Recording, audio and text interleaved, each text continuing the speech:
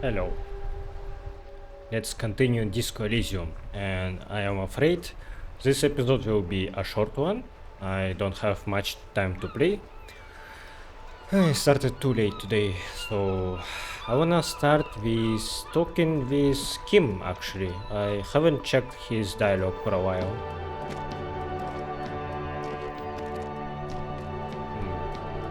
I think music is kinda too loud. I noticed that it was too loud last episode too. Let's do it like this. Yes? I want to talk about you. What about me? Okay, I didn't choose this dialogue option last time, so maybe this time I should, because currently my guy is wearing glasses too, so maybe dialogue will change because of that. That's correct. You feel a slight urge to put the lieutenant down for this, but you can't quite muster enough testosterone. Just observing. No, I don't. Glasses are cool, I guess.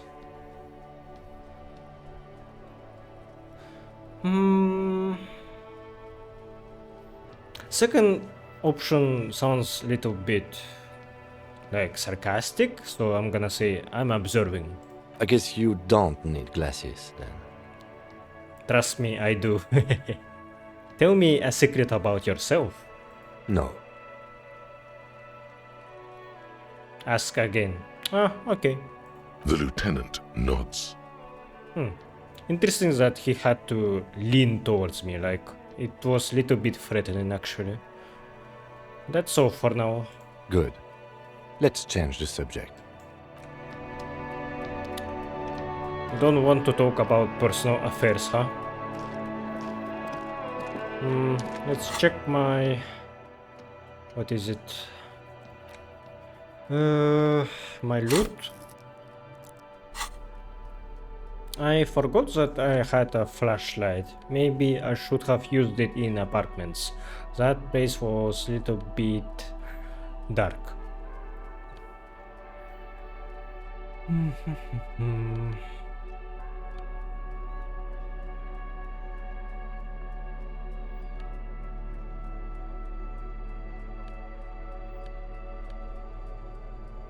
Can I interact with Ledger It's again? the ledger you found in the trash. A cabbage of papers hanging from the board, with the permeables drawer inside. It's barely held together by a clip, then made complete by... Not really. Oops.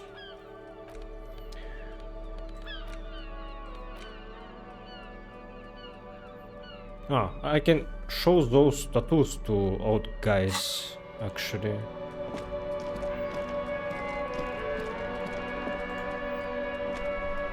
The dented yellow mailbox greets you with its... I'm not gonna kick it. Seems dumb. This book has a rose, a pistol, and a half-naked dame on its cover. On the cover stands a very muscular man surrounded by flames.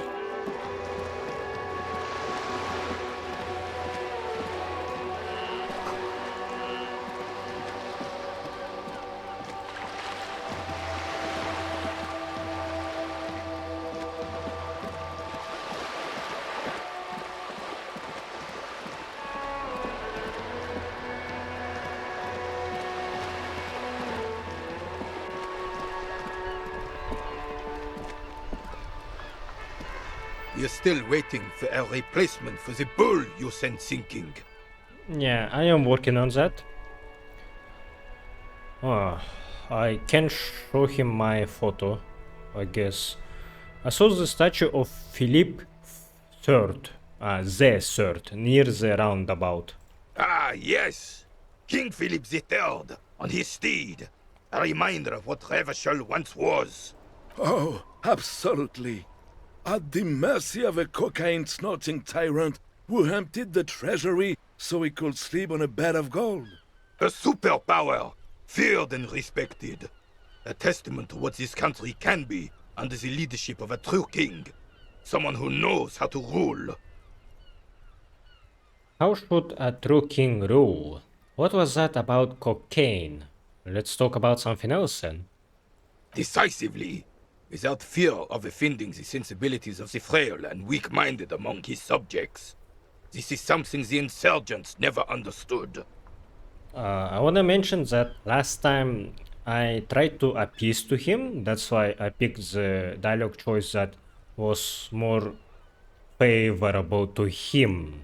Something about saying that we shouldn't have relied on foreigners. We should have dealt with that problem ourselves. And yeah, I didn't actually believe in that myself, and now I know better to say stuff that I personally believe in, because if I don't, if I try to appease to people, then it will alter my character and actually make him racist, fascist, or whatever. If I agree to other people too much, so I gotta be careful about that. Seems to me a leader should take care of his people before himself. Powerful leaders not afraid to do what must be done. That's what this country needs. I'm not sure how I feel about this. Yeah, I'm not sure. You haven't lived as long as I have, son. With age, a man learns certain things about real power, or else ends up a spineless socialist rat, like Gaston here. And the worst part of that, officer, is having to spend your days playing pétanque with an angry snake. The carabinier doesn't reply, but his entire being communicates unbreakable resolve. No one and nothing can change this man's mind. He is as rigid as they come, still in that antique uniform. It's a symbol for him. Yeah, old dogs can't really learn new tricks. Oh, old Philip was a big fan of the purple nose candy the nobility loved so much. A cocaine connoisseur of sorts. His egocentricity is borderline legendary. You can't even take responsibility for yourself. How could you fathom the responsibility weighing on the shoulders of a ruler? He asks, obviously annoyed. That's why the Philippian kings use cocaine, for clarity of vision, to aid in their work. Regnum cocainum, Revaschol's finest years. He seems to grow taller, brimming with pride about the past. Of course. Clarity of vision. Awareness. I actually need to pay more attention to character portraits. For example, Kim, his looks like he has a halo behind him. So he is as kind as a saint, I guess. I'm not sure what to say about our main character for now. We know that his expression under that green actually hides great pain, and I want to mention that when I was seeing Disco Elysium's posters or trading cards or other artworks, I think his hairstyle didn't match this portrait. His hair looked longer, much longer. I don't know, maybe you can grow it longer later. It's still day one for me. And portrait of Measurehead, yeah. He looked intimidating, but at the same time his face was very unclear. It looked so muddy, and I think my interpretation of this is that it represents how unclear his ideology is, because it's not something that he invented, it was something that he just heard on a radio show, as he said, and he isn't a true native Semanese, and he is just a wannabe. And when I pointed that out, he got defensive. He said that, oh, we have some secret expansion plans or something. That's why I am here, or whatever. And I think his theory is weak, and he's talking smart, but he's not intelligent enough, and it's represented in his portrait. You can't clearly see into his face expression. It looks so blurry. Yeah, to me he seems like maybe it's also can mean maybe he's misleading, because he got influenced by someone else, and now his whole life will spin around that faith that he has, that he gained from someone else. It's not something that he made up. And yeah. Anyway. Philip III was even brought into this world with the help of cocaine. The court made him administer the dose to his mother when she was in labor, and it is well known that with the help of cocaine, only the purest, of course, he was able to connect with higher realms. Higher realms. Of course, it all makes sense. He's just making excuses for the king's habits, isn't he? Yeah. I respected you, Rene, before, but now that you are making excuses for being a drug addict, nah. What was that about higher realms? Sounds interesting. Such responsibility requires a boost every now and then. I sometimes need one too. Seems like irresponsible behavior for a monarch. Drug users shouldn't even operate heavy machinery, much less rule countries. Thanks for clearing that up. I have some other questions now.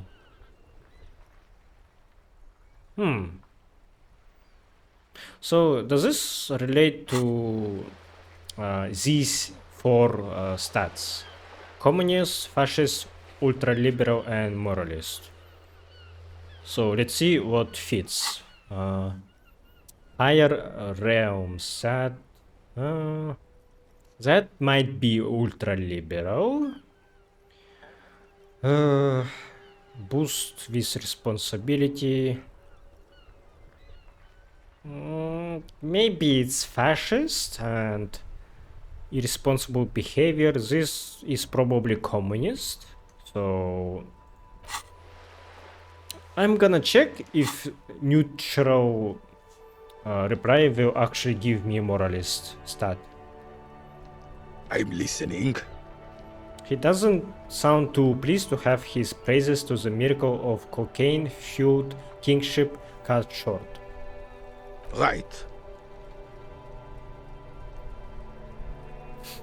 Alright.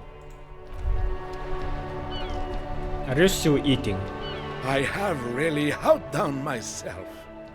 This is divine. Yes, that's what you need, Gaston. More padding on that fat arse of yours.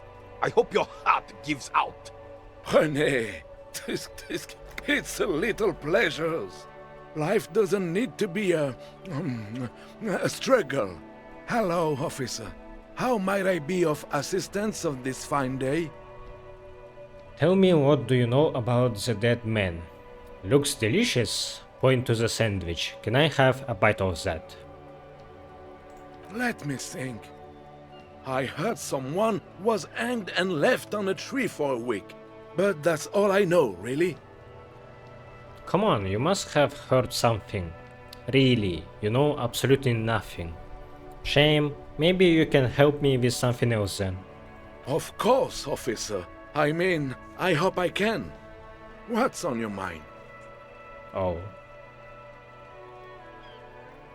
That's it? I'm gonna let you eat in peace.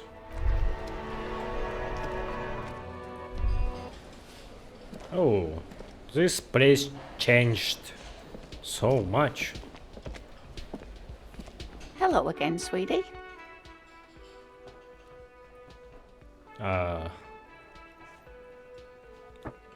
How you'd like to roll with me? What does that mean? I hope this is not seducing. Whatever do you mean? I want you to be my wheelchair partner in fighting crime, reading backyards of corpses, catching sequence killers. Nothing. I was thinking of the lyrics to a song, Wanna Roll With Me? Ah, yes. Probably Roll With Me by the Fletchers. People often quote the Fletchers at me. Morel says it's my theme song.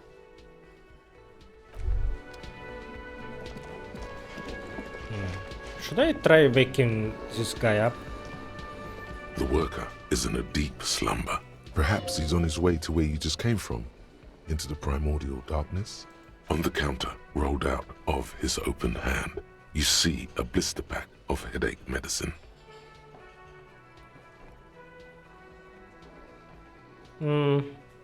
Let me get that shirt to buff a little bit. The worker on the counter rolled out of his open hand.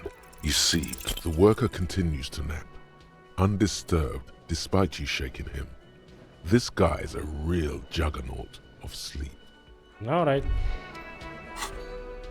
That's fine.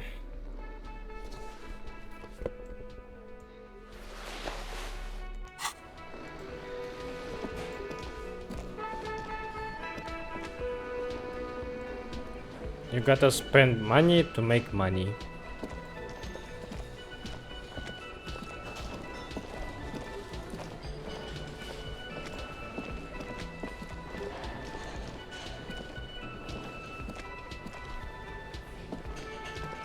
I guess I missed my opportunity to try to sing. Guard, do you have something new? Can I help you? Guard, I saw another thing at the Whirling. Another thing. Great. I love those. Ah, Yes. okay. Nothing else for now. Let's check this new room. Ah, it's a kitchen. The dishes are drying. They smell of chemicals and pine trees.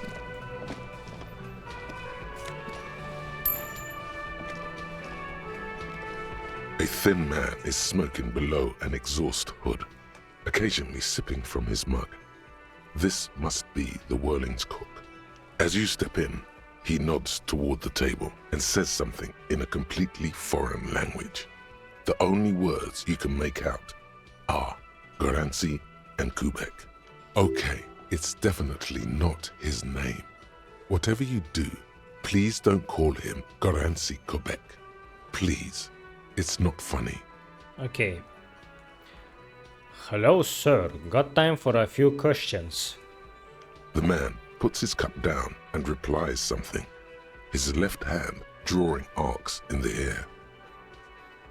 You got some impressive pots there.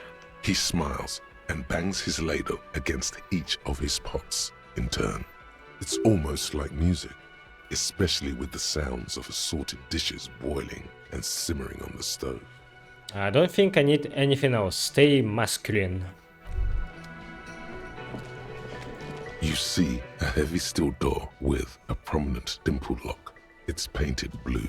You immediately feel drawn to the color. Blue is for mystery. Maybe I should ask Guard about it first. Touch the door. I wonder where this door leads. You do? It's a door in the back of the kitchen. Why do you care where it leads?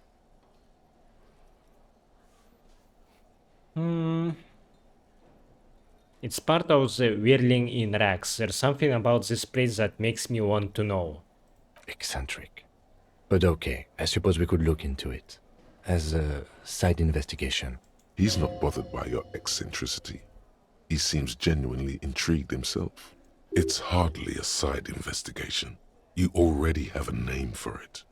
Yes, a mini site investigation. No, the door is a mega investigation. I'm calling it Behind the Blue Door. The door and the main investigation will merge into a stereo investigation. I don't get that one. It's hardly worth a title. Anyway, Gart is the person to ask about this. The cafeteria manager. Yeah, good thinking. But I probably should check here first. Eh? Oh, I thought there's another room behind this curtain, but I guess it's closed for now because it's maybe too late already. Can I help you? Another thing. Great. I love those. There's a mysterious blue steel door in the back of the kitchen. Oh, yes, that door, sure. There's nothing mysterious about it. It's just a door. Do you know what's behind it? Do you have... No, I don't have a key. I don't know how to get there. And I don't care either. It's not like I've been wondering about it for 10 years. It's just a frit warehouse, probably. Wondering about it is, of course, exactly what he's been doing for 10 years. Or some boring storage space with a bunch of old junk and dust. Junk and dust. He runs his finger across the counter to check for dirt. He's attempting to maintain an air of indifference. It's absolutely not convincing. I think you'd like to know what's back there. Fine, okay, a little. But my job doesn't leave me time for wondering about one locked door in one of the cafeterias I manage. So I haven't opened it. I have cleaned the whole place 100 times over, though, after the animals. And I haven't found a key, so good luck with that. Okay, that's something to think about.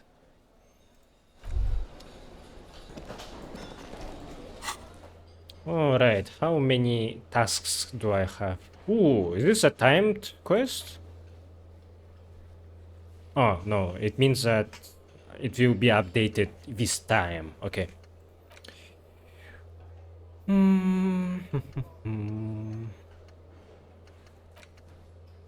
I was wondering if Manana...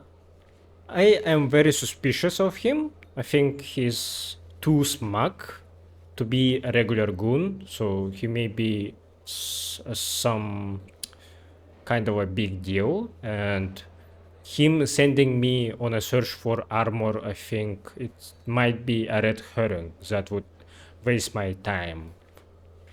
But I still wanna do it. I just expect that when I do have everything, then he will do something back to us. In order to succeed, the body has to be down, autopsy has to be finished, and Kim has to be absent. He wouldn't approve. This will be devilishly tricky, so don't beat yourself up if you manage to send the body to the processing without getting hold of the boots. Ah, so that's if I wanna sell it, and I didn't get any points for honor, so I think this is something that would make it -1 for honor, actually, so I'm not interested in that. Explore the Whirling's secret passages. There are strange doors in the Whirling. No one knows where they lead. Find a way in and see what's hidden there, in the hostel cafeteria's forgotten corners. You see a heavy steel door Touch it. with the cobalt blue surface feels rough to touch. The stainless steel door is flush with its frame on every side. It leads to a side building, adjacent to this one. The old building next to this, half ruined. Whatever is behind it must be older. Try to push on the door. The door does not budge. Okay. Maybe we are going from that building then?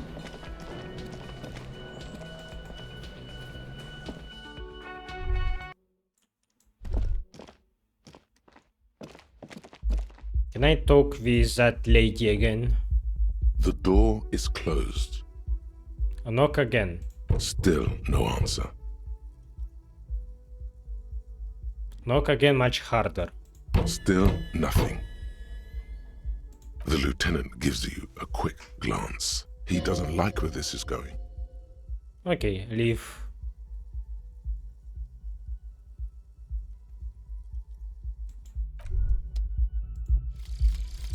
Lonesome, long way home. Here we go.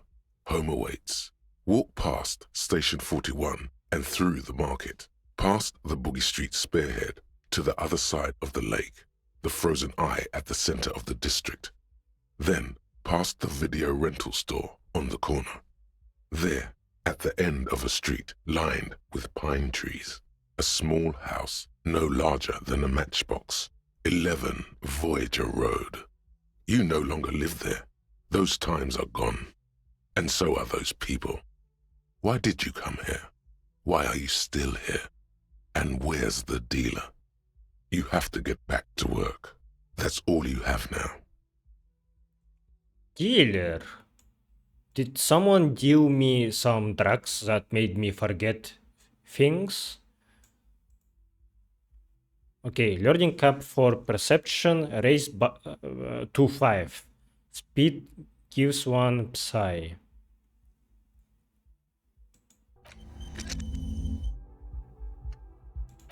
That's a little bit confusing. Speed gives 1 psi.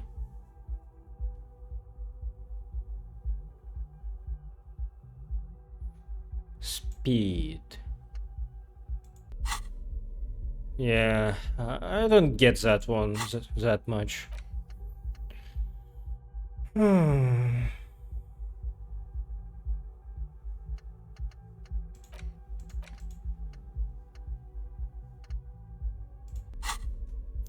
I am a little bit worried about that lady.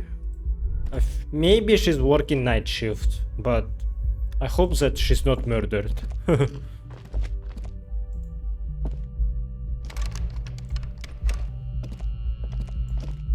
Do we have something else to do here? The bed is cold and not particularly.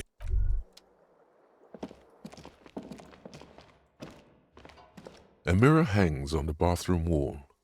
In it, your face. Okay. Well, at least we got some leads. Let's check balcony. Maybe she's smoking there. No.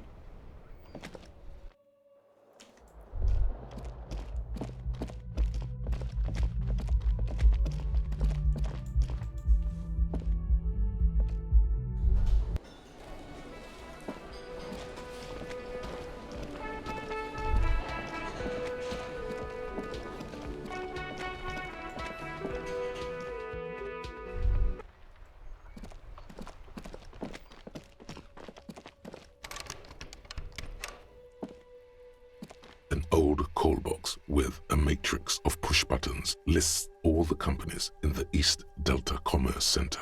Man, but that's a lot of buttons. Main hall, building A. An off-key melody starts playing after you ring the doorbell. Then a woman picks up the receiver.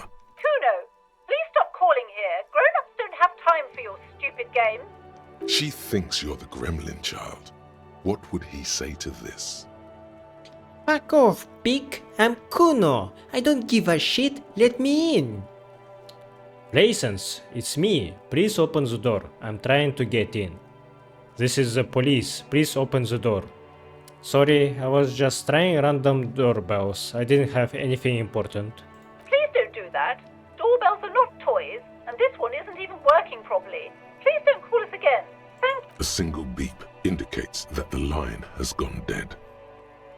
Andro Orlando Hair, SCA.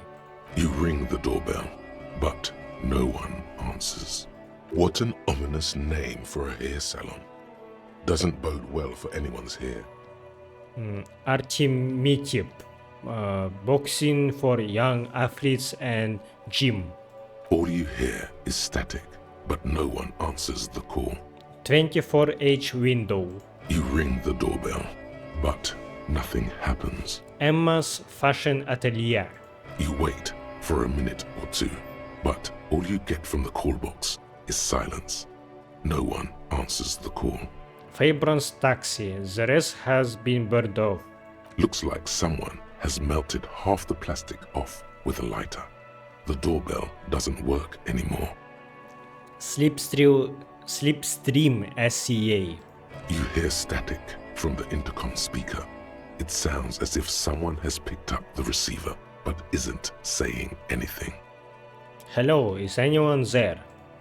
Yes, hello. This is Tricentennial Electric. This is a woman's voice crackling and fragile through the static. Have you come to place an order? She sounds almost antique, as if her voice was being played off an old wax cylinder. A receiver must not be working properly. Hold on, Tricentennial Electrics? I thought I was calling Slipstream SCA. Yes, hello, can you let me inside the building, please? Yes, I have come to place an order. My God. The lieutenant exchanges a look with you. Sorry? It's you. My God. I didn't think I would hear your voice. Who cares that you don't remember her? Just go along with it. No, something's wrong here. Are you sure she's talking to you? I think it's a scam. It's like oracles that will predict your future or something. Stand up straighter. Yeah, it's me. Here I am again, crawling back into your life. Michelle, just please. Why did you even call? I don't understand. You've been gone for months. I thought you didn't care.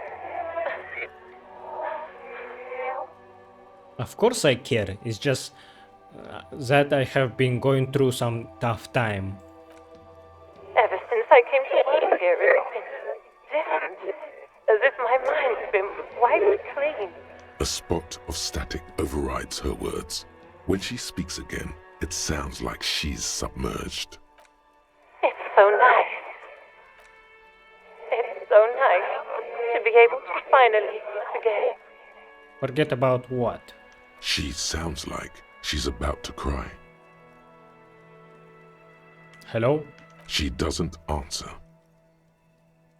You said it was nice. What is so nice about forgetting? Silence. The only thing you can hear now is static and waves washing ashore on the bay. What just happened? I get it. You don't want to talk to me. No one ever wants to talk to me. Fuck! Hang up the call. Alright, it's a goodbye then. You press the number sign on the keypad that terminates the call. 12 name cards on the call box read.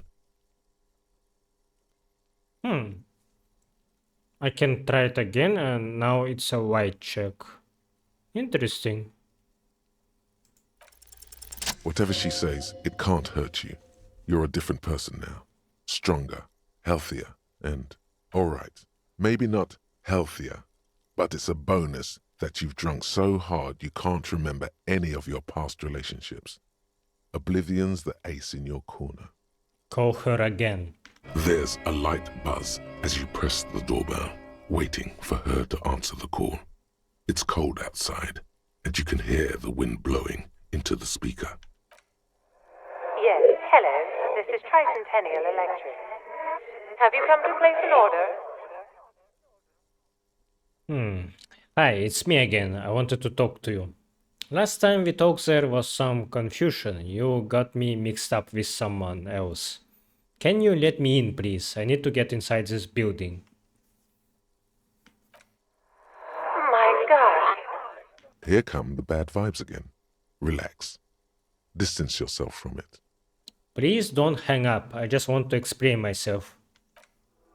It's you. Okay. It's on loop. My God. didn't think I would hear your voice again. Wait, are you repeating your words? Michelle, just please. Why did you even call? I don't understand. You've been gone for months. I thought you didn't care. Is this some kind of joke?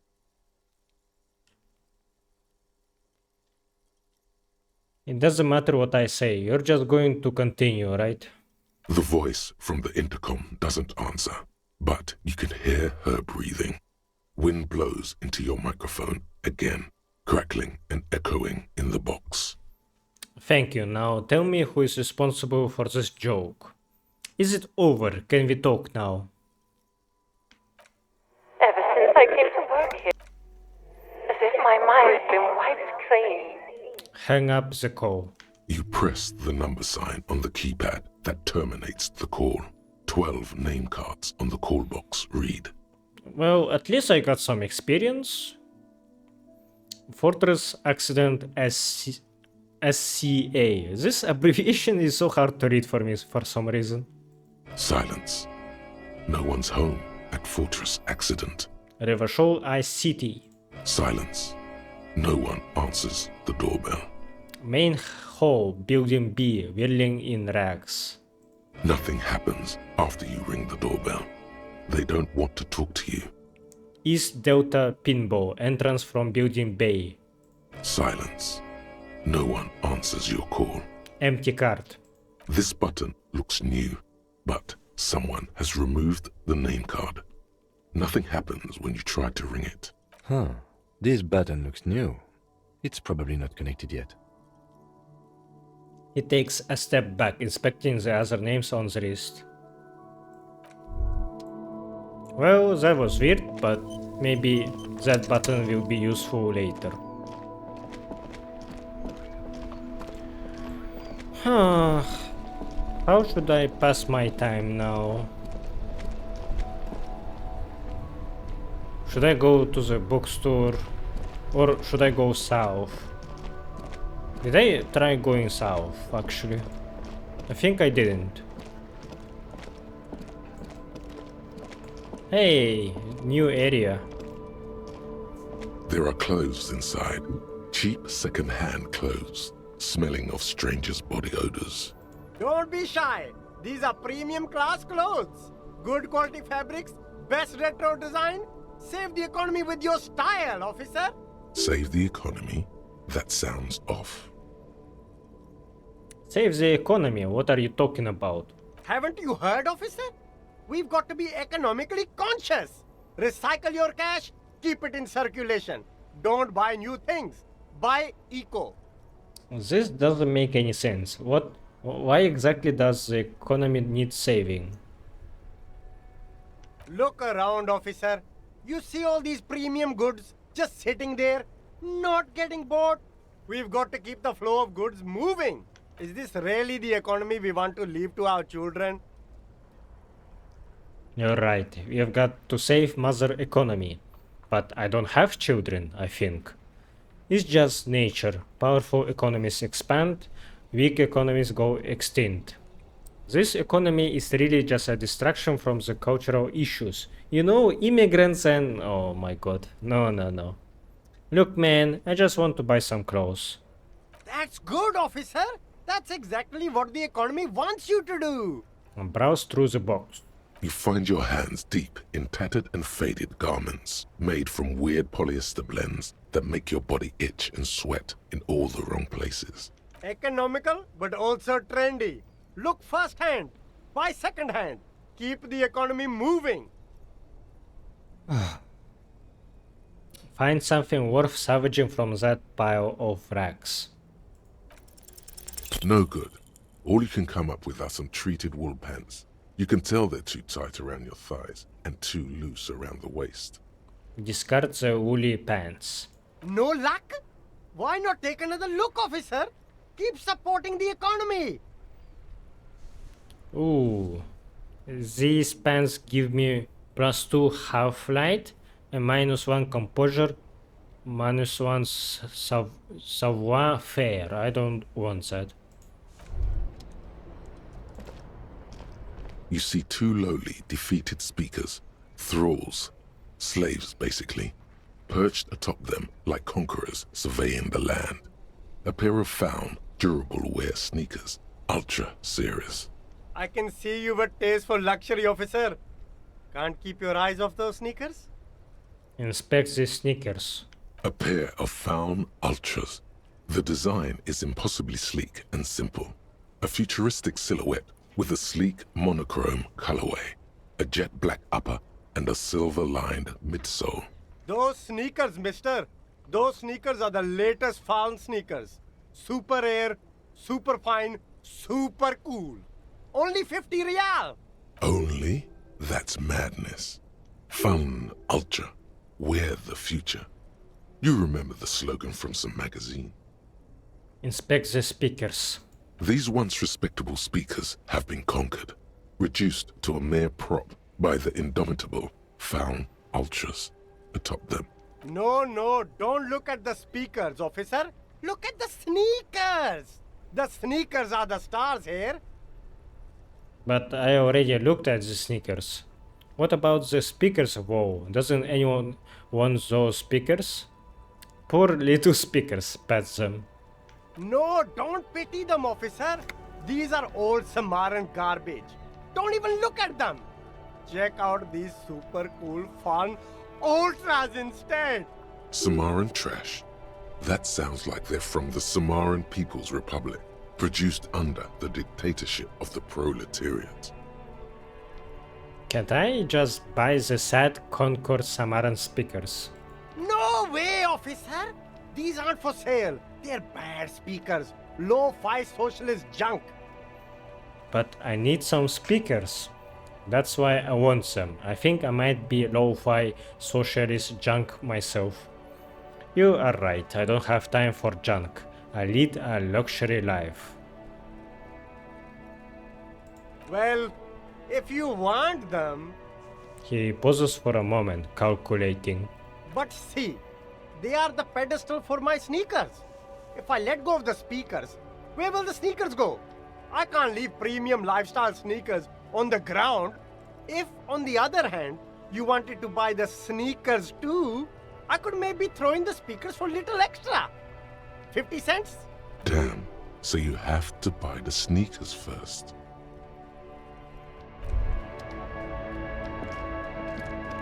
You see a Samaran street vendor surrounded by a motley assemblage of goods. When he realizes you're looking at him, his face breaks into a wide, welcoming grin. Happy shopping, officer! Everything's cool here. He gives you a thumbs up. What's cool? Everything's cool. The goods are cool, the customers are cool, the place is cool. And one more thing, officer, you're very cool. He makes... Bang, bang, bang, bang! Oh. Okay. He makes both hands into finger pistols and fires a few fingers bullets into the air. Really, you think I'm cool? I'm not cool. Whether I'm cool is unimportant. I have police questions for you. You're right, officer. 100%. No playing around then. Strictly business. Maybe I can interest you in some premium menswear instead. What kind of stuff are you selling here? So, where are you from? Persuade him to give you some money? I have a high chance, but I feel like this will... yeah, I will lose this one.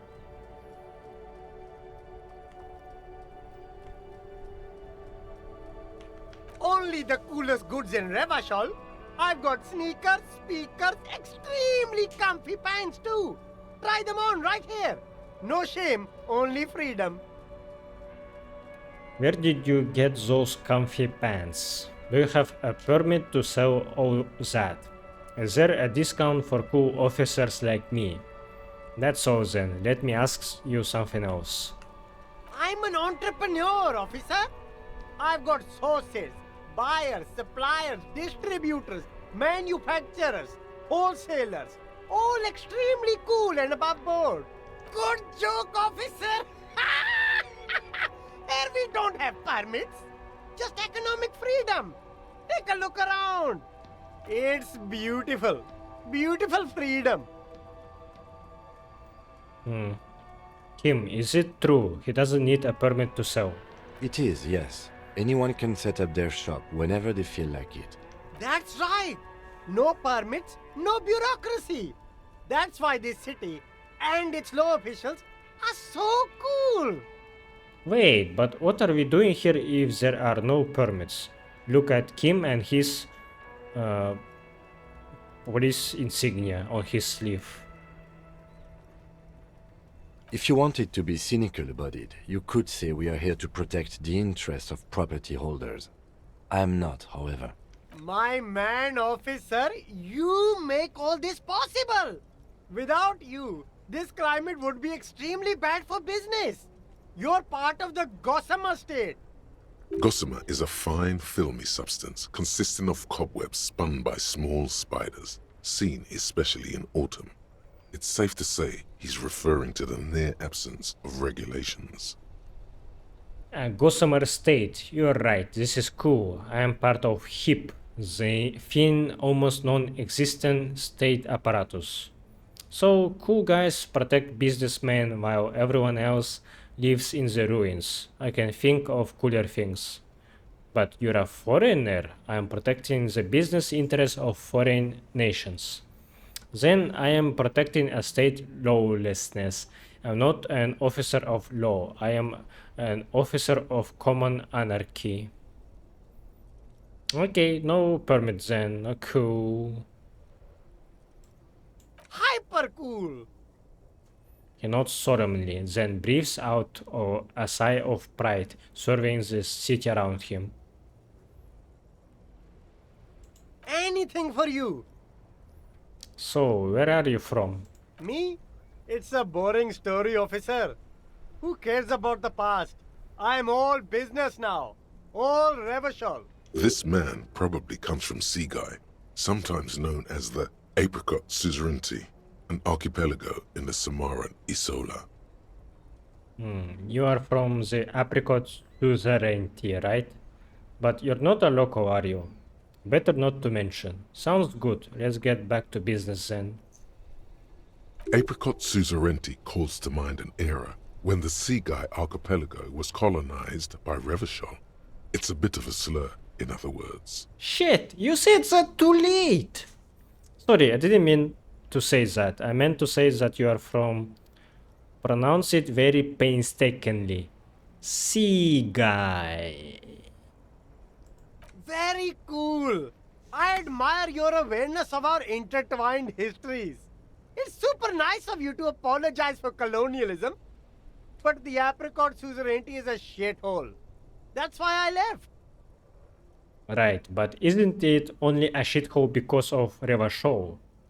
You're welcome. I do try to be supportive of other people and cultures. I don't know why I'm talking about this. It's some kind of mind reaction. Point to your head.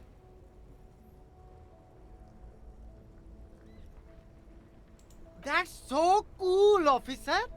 Speaking of, why not support an independent local entrepreneur by buying some pens and glasses? Start with a little compliment, then work your way up from there. This is about business, remember. Hey, you seem like a really successful entrepreneur. Would you like to support a member of the local police force? Oh, okay. But why, officer? Think of it as an investment. An investment? What kind of investment?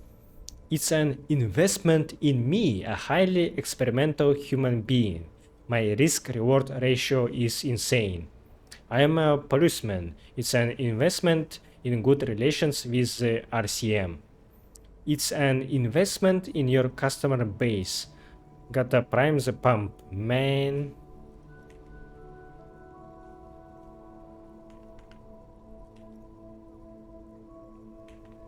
Fair point. You can't have a successful business without a loyal customer base. How much is your loyalty worth? 5 real, 10 real, 1 million real. What? Only a fiver? You can't even buy a pack of royal extras with that. Let's make this one stick, my man. 10 real. 10 real is a bargain for that kind of investment. You got it, my man. He takes a 10 note from a leather pouch. You know, I'm gonna buy your pants then. That was so kind of you. Only the coolest goods in Revachol. I've got sneakers, anything for you. I don't really need them, but That's good, officer. I will just buy them Clothes keep for saving that principle. economy. You won't regret it, officer.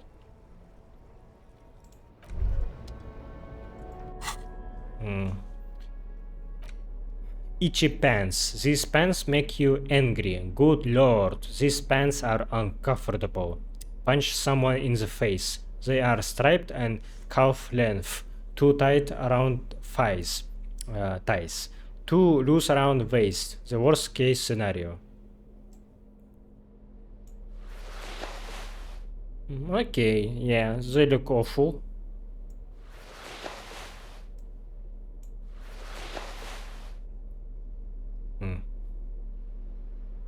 Wait, but this one gives me +1 to electrochemistry, and that one I actually don't really like. I don't really need that one. But this one also gives me -1 to composure, which I need. Half-light, what is that? Threaten people, okay, yeah. I don't need that. There's a pile of cheap sunglasses in a small box, a variety of shapes and colors. You like sunglasses, officer? I've got the latest styles right here. The vendor takes a pair of sunglasses and sticks them under your nose. Try the shades on. Rummage through the box. These are all boring. Boring third-rate ho-hum sunglasses made of cheap Syrahese plastic. The kind of plastic that melts in the sun. Those UV stickers are almost certainly just there for the show. If anything, these lenses probably direct more UV light into your pupils. A UV magnifier. These are all first-rate sunglasses. Premium design, superb material, very cool. UV resistant. These will definitely keep your eyes safe and cool while doing your dangerous police work. Try again, maybe you can find some interesting sunglasses in the box.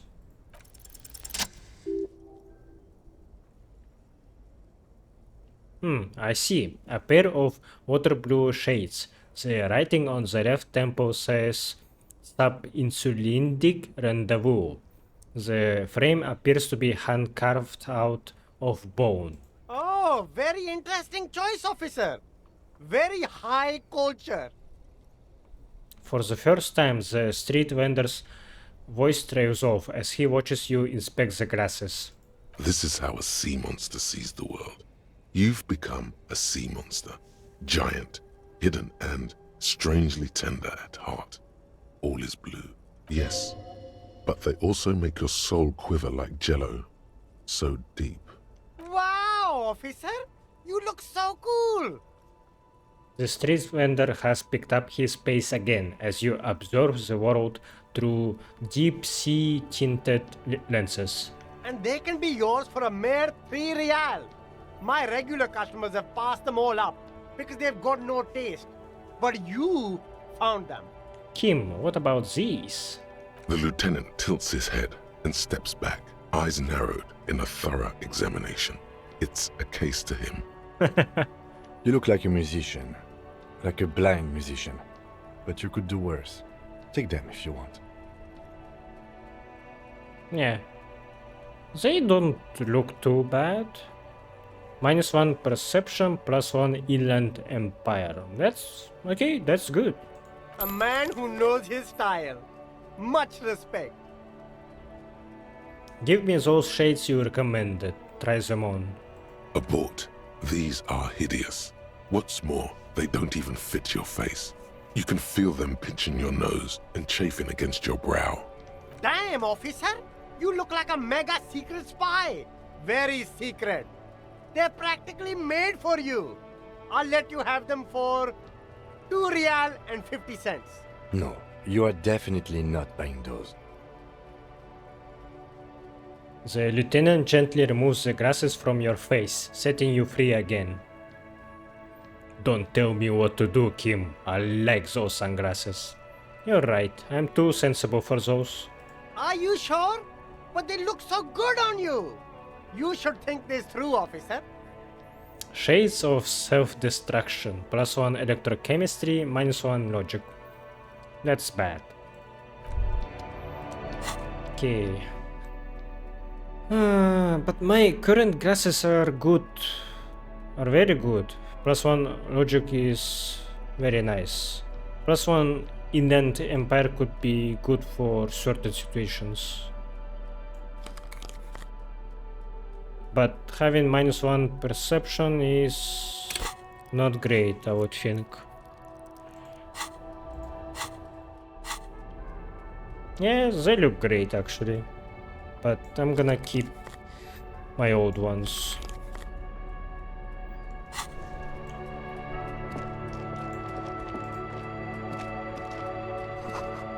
A helpline to the company that controls the drawbridge.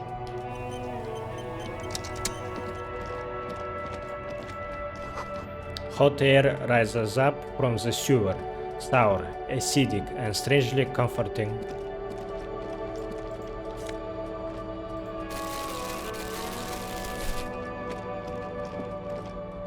I wonder where I'm gonna sleep tonight.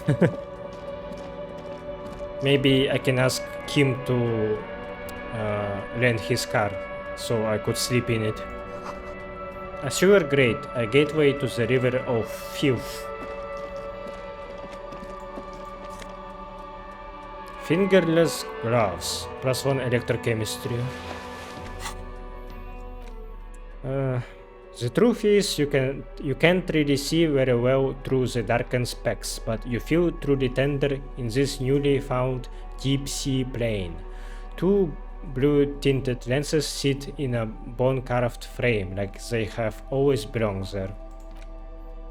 Gasoline-stained fingerless gloves in navy blue. They have been worn threadbare, but being made of wool, they still provide some warmth and comfort. My current ones give me better stat, I think. Yes? Oops.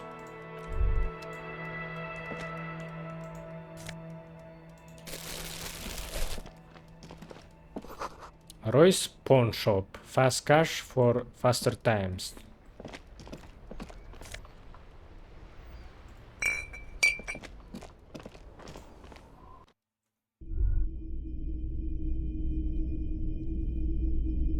This place is kind of dark.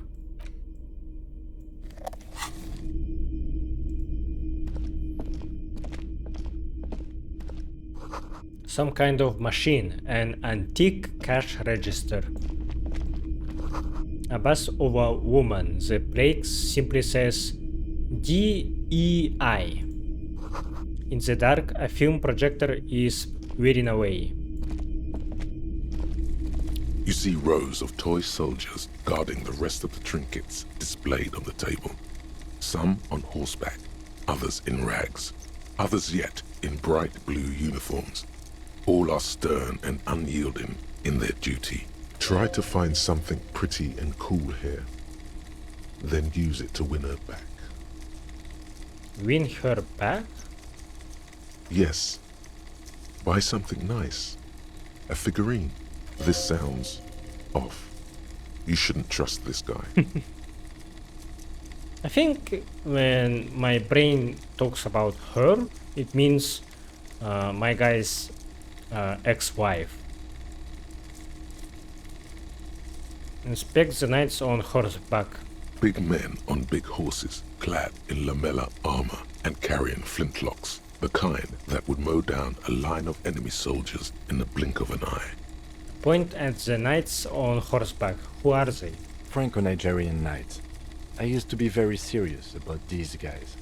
A long, long time ago. Inspect the blue uniforms. They're not all blue. These figurines also wear gold coats and caps, complemented by orange trousers. They are variously posed, wielding swords and rifles with bayonets. Wait, this looks like Rene, the old guy who was playing petanque. This is what the loyalists looked like, yes, at first. Then they wised up and got camouflage. Point at the blue figurines. What exactly are these? Which ones? Ah, royalist soldiers from the time of the revolution. The uniforms are painted a bit too brightly, I suppose. Bird's Nest Roy. So, I guess it's a nickname for him. That means that he keeps gathering useless shit. His portrait doesn't really say anything to me. Inspect the figurines in racks. This set of soldiers isn't meant to look impressive. A few have rifles, but most of them carry pistols. Some even shovels and tall sticks. Are these even soldiers? You're probably talking about the revolutionaries, yes? Yes, they are soldiers, revolutionary soldiers. I think their poverty has been exaggerated for effect. When you place them next to the royalists, it doesn't seem like they could possibly win. It's meant to give people hope, even we can do it. The contrast is meant to be disheartening, as it ought to be. It is impossible to win against the cohorts of capital. Ask my friend Guard, whose bitch it made me. I wish it was more nuanced. As it stands, I cannot comment.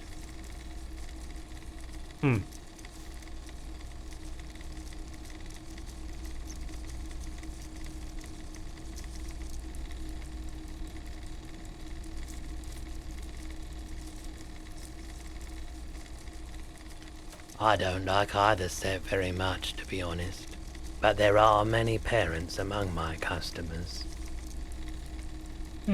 Dig up a truly cool figurine in the box under the table.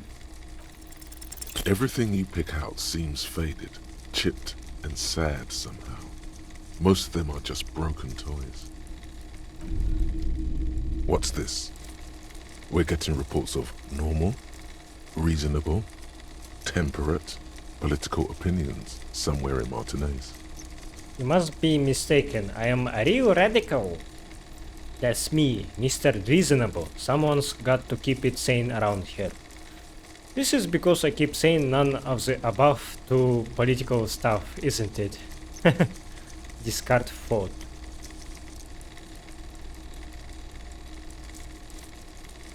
Yeah, I think I'm pretty reasonable. The air suddenly feels calmer, more transparent in a strangely tender way. Perhaps it's the hangover. Perhaps it's a temporary surge of serotonin. But something tells you it's time to become a citizen of the Kingdom of Conscience. First, where is this Kingdom of Conscience? No more talk. Sign me up for a passport. Opt-in. No, I am too fiery for this watercolor ideology. I am trying to develop more extreme and interesting opinions. Opt out. It is not a place. It is a moment in time that can only arise in the right circumstances. In all of human history, it's only been achieved a handful of times. How do you bring about those circumstances? That's an honorable goal. Nod your head approvingly. That's a stupid goal. Shake your head dismissively. Yeah, I think I approve. It is, isn't it? History's greatest catastrophes have been brought about by people trying to make the world a better place. Too quickly. That's the genius of Dolores Day. She recognized that progress is meaningless if its gains are lost because of instability. Real, lasting change can only come about gradually, increment by increment. But what about all the things that are wrong now? Okay, but what is the Kingdom of Conscience actually like? This sounds mega boring. Count me out. The kingdom is difficult to comprehend, and even more difficult to describe, partly because humanity will need to discard many of the categories that define and limit it today. The kingdom of conscience is post-capitalist, post-national. It's also post-industrial, post-ideological, and even post-sexual. Sounds incredible. Alonzi, let's go there right now. That seems fine. I still want to live for the present. Whoa.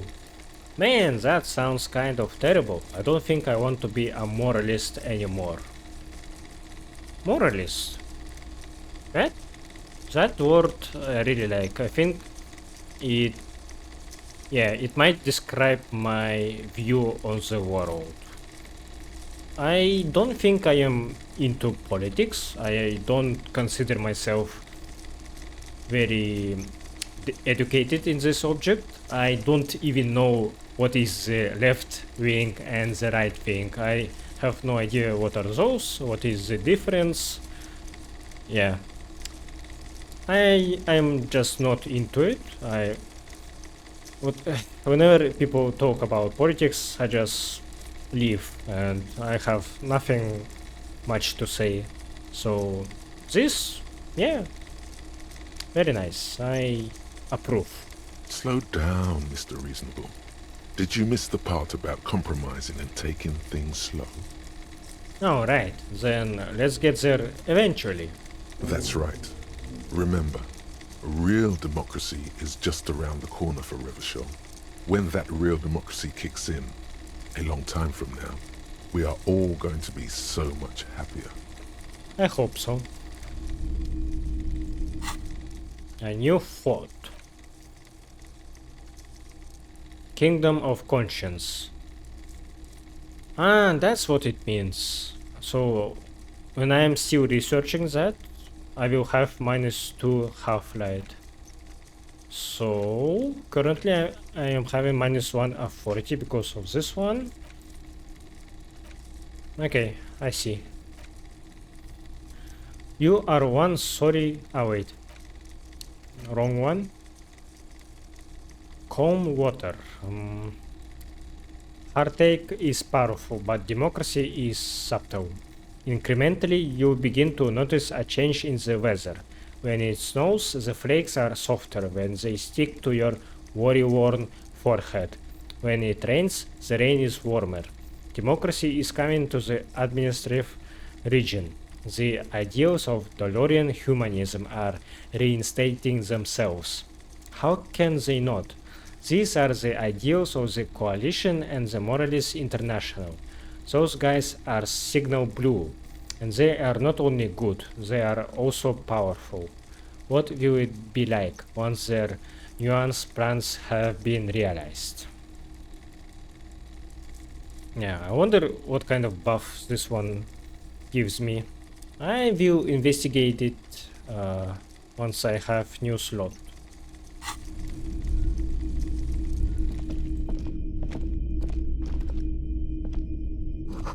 Mostly military wear, with a few more eccentric fashions thrown in. A typical Martinez streetlight sits among assorted floor and table lamps. Let your gaze run over the streetlight. Is that a streetlight? Where did you get this? How much for the streetlight? There's nothing else you need to know about the light. The light pole has been carefully cut, and the wiring has been redone and attached to a standard indoor plug. The light buzzes faintly, but persistently.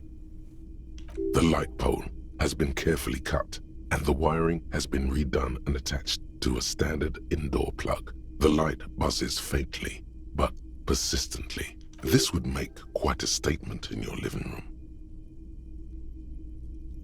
Yes, officer. As you see, it's in perfect working order. It was brought to me to be altered. We are not here to investigate the theft of city property. He leans in so the pawnbroker doesn't hear him. You have to admit it's rather clever what he's done with it.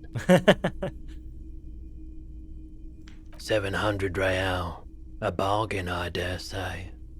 Are you out of your mind? There's one just like that on every corner. Even taking into account the risk of obtaining the light, that seems a bit steep. 700 sounds about right. I imagine it wasn't easy sewing off that street lamp. Hey, I don't know where it came from, but it's not every day you get to buy and sell something so extraordinary. Damn, I can buy it? For what? Where do I get that much money?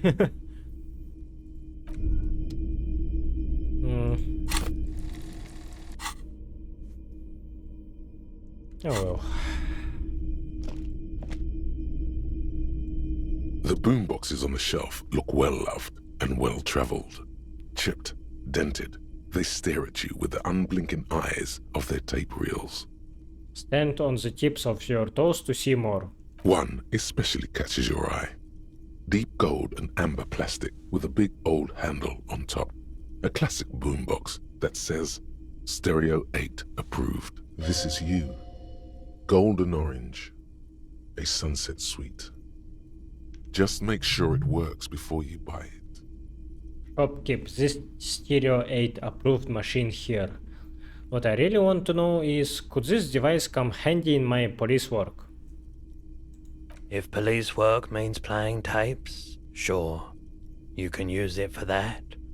Or any other time you'd need to play a tape. Are you sure this is all in working order? Absolutely. I've tested each one myself with recordings of speech, found sounds and music from a variety of genres. Even though I don't really like music. That's odd. Why doesn't he like music? Got it. Back to the sky. Tap the boombox on its speaker. Don't like music? What do you like then? The stuff I record myself. Silverware shaking in drawers as motor cars race by. Nocturnal animals climbing on the roof. Airship rotors. That kind of thing. Maybe you should ditch music as well. Get into these more experimental sounds he's describing. Yeah, I'm not into that. Is the Harman Welsh W2. Made in Vespa. Designed in Seoul. Plays all reel-to-reel formats. 2mm, 8mm, 12mm. It's even got a little radio in there. It'll set you back 12 real. That's a reasonable price. Equip this to play tapes. I will need that.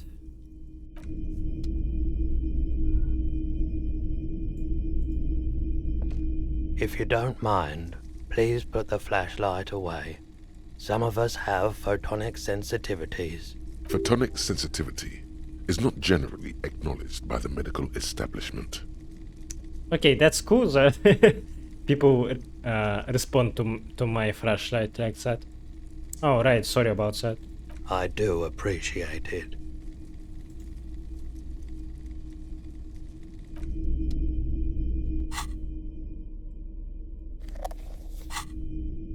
It's not often that I see officers from the RCM in my pawn shop. The man at the counter turns to you slowly. What can I do for you? His courtesy is not insincere, but he prefers being alone with his projector, just watching the movement of light across the walls of the shop. Sorry, I feel like I'm interrupting you. Shake your head. It's shameful how insufficient the police presence is in these parts. Now that the RCM is here, tell me, have you had any trouble lately?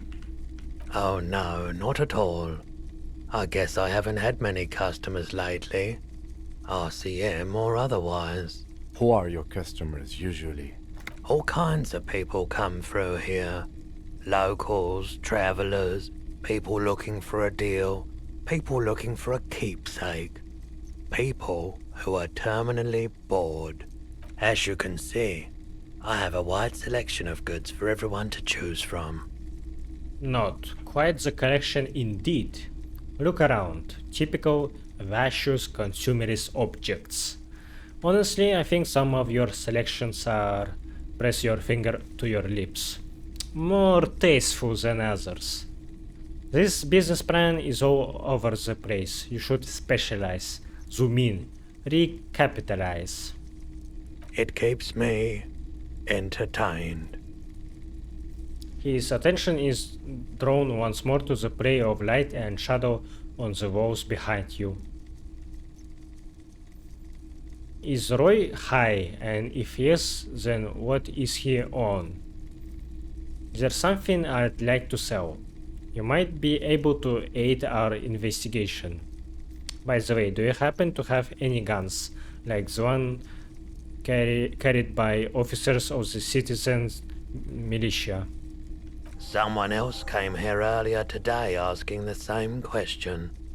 I promptly sold her the gun you pawned a couple days back. Ah, shit. This is a pawn shop, and it did feel as if you've met before. Oh God. The lieutenant shifts from one foot to another. Alert. Wait, I sold you my gun? Was the buyer a policeman too? At least now I know how I lost my sidearm. Let's talk about something else. You were adamant about getting rid of it, officer. Said you were undeserving of a service weapon of the Revachol Citizens Militia. And I don't like keeping guns around the shop for long. Off-the-charts photon emissions. The unhealthy kind. He's not telling you the whole story. It seems he's trying to spare you. I feel like there's something you're not telling me. He probably has a good reason for that. Drop the matter. You weren't quite yourself, officer. What was I like? You were very distraught. You said the gun was a threat to your life and that you can't trust yourself with it tonight. And that you need the money. When I said that I don't normally buy firearms, you put the gun barrel in your mouth and sort of sucked on it. Then I agreed to take it. Wait, how much did I sell the gun for? Happens to the best of us, I guess. I really should have killed myself. Maybe I still will one of these days. I'm so sorry you had to see me in that state. We don't have to talk about it any further. 15 real. 15? The lieutenant looks from you to Roy, and then back to you. It's clear that he hopes this tableau might still turn out to be a bad dream. It's not, though. This has got to be the most. Wow. There's pity there too, in case you didn't notice. No apologies necessary, officer. She didn't seem like a policeman, although she kept referring to herself as a pig, which was odd. I found her interest in the gun a bit obsessive, but I was just happy to get rid of it, and of her. Truth be told, she was terrifying. Right, so let me get this right. You sold your sidearm, issued by the citizens' militia, and now a civilian is running around the streets of Martinez with it? Miraculously. His face does not reveal what's happening inside. Oh, he's angry. There is only one explanation. She must be one of my rabid fans. Maybe she's a vigilante, wants to prove she can do our jobs better than we can. I don't like it either. What if she intends to commit a crime and blame it on the citizens' militia? I'm sorry I sold my gun. You're right that she could cast aspersions on the force. We have to find her. He looks around, worried. Any idea where I can find this buyer? My apologies, officer, but I have no idea where she was coming from or where she went. A needle in a haystack. There is nothing you can do about it now. You'll just have to hope you luck upon her somehow.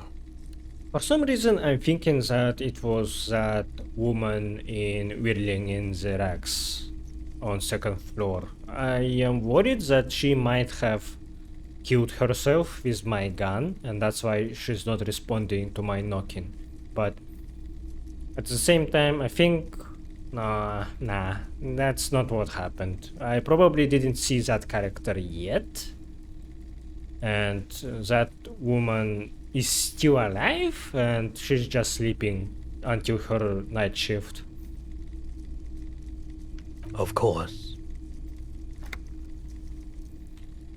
You might be able to aid our investigation. I doubt it, but I can try and answer any questions you may have. Know anything about the recent hanging? I do my best to keep my distance from all manner of butchery. Bad for business. Bad for everyone. He doesn't know anything. I think you could help me get a corpse out of a tree. The corpse behind the hostel, I assume. I don't have a truck with a mounted platform or anything of that sort myself. Ask around the harbour. There might be some workers there who'd be willing to help. The pawnbroker's gaze is already fixed on the dancing colors. There's something I'd like to sell. Let me have a look. I have a fascinating photo of a corpse here. Show him the photo. No way. I've checked my pockets. Access your pawn menu. Anything else you're thinking of selling?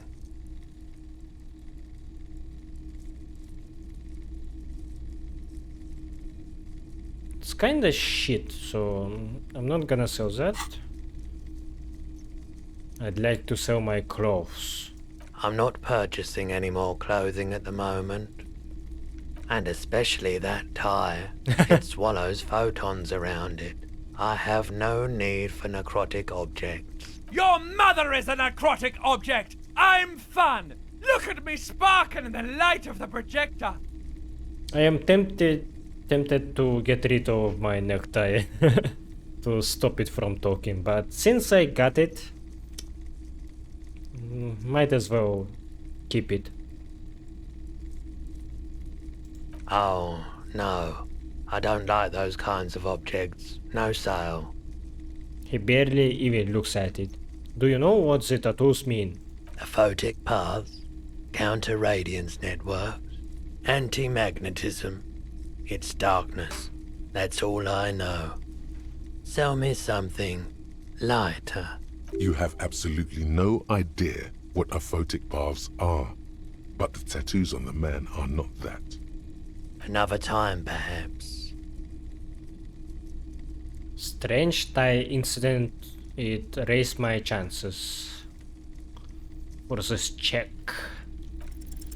Okay, he definitely is high. Whatever it is, you've probably done it, and many other things besides. But you can't cut through the jumble of sensations to get to the answer. Looking at his wares, talking to him, that might give you more clues. A guarded man like him wouldn't tell you if you asked out loud. Okay. I will be back if I have something to sell.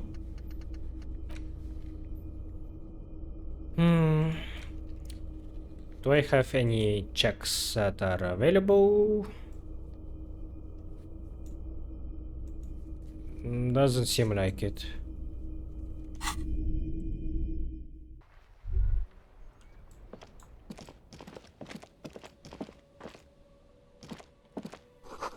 Water lockout of order until Wednesday 7 AM.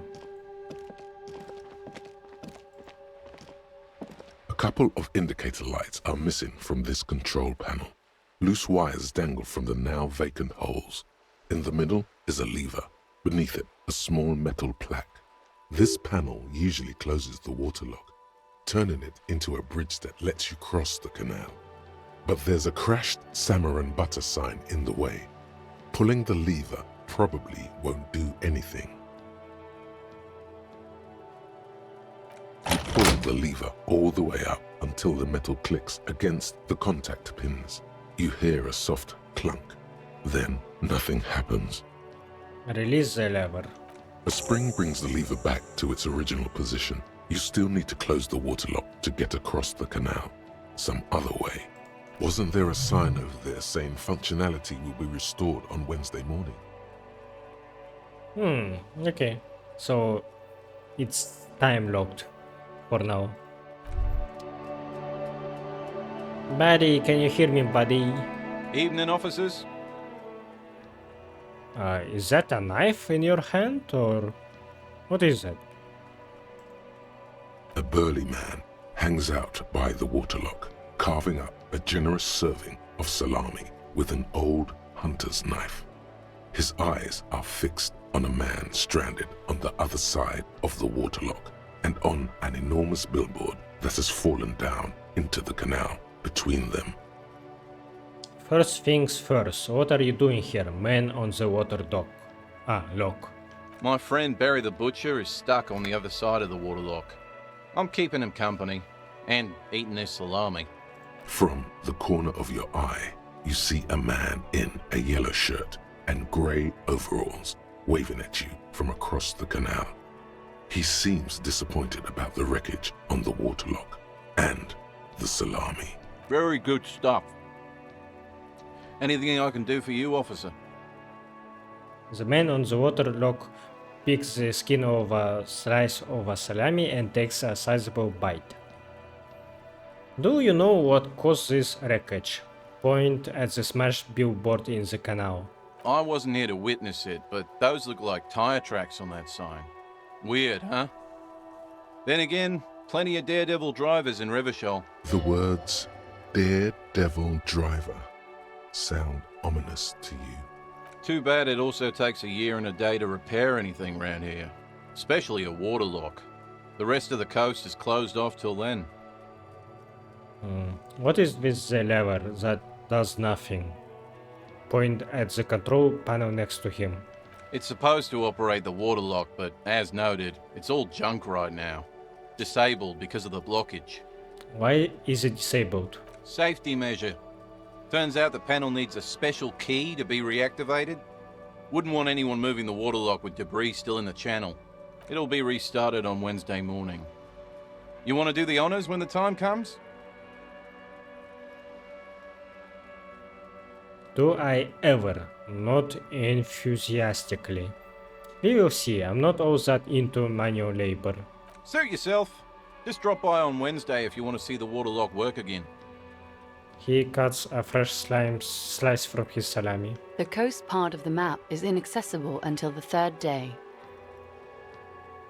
Do you know what's further down the coast? Well, there's the fishing village, an abandoned fish market, a bizarro church. Not much use to the congregation, though. There always seems to be something wrong with it. Bizarro? Do you mean these people will believe in reverse? Huh. We will see about that. Yeah, not really much else. Just bombed out ruins. Right, bye.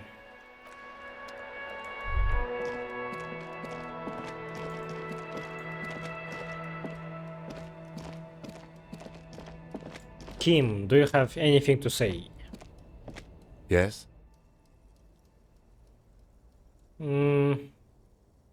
Doesn't seem like it.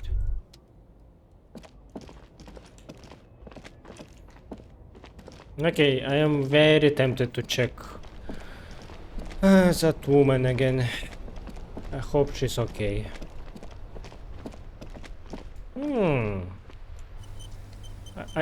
I need to speak with all girls again.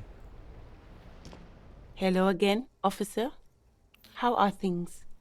What is this fuck the police business? Excuse me? She doesn't understand. She's uncomfortable. Maybe you should drop this line of questioning. Never mind. She shifts in her seat awkwardly.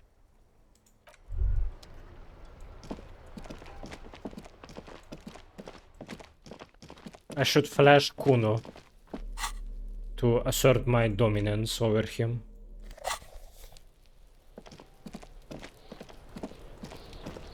You fucking...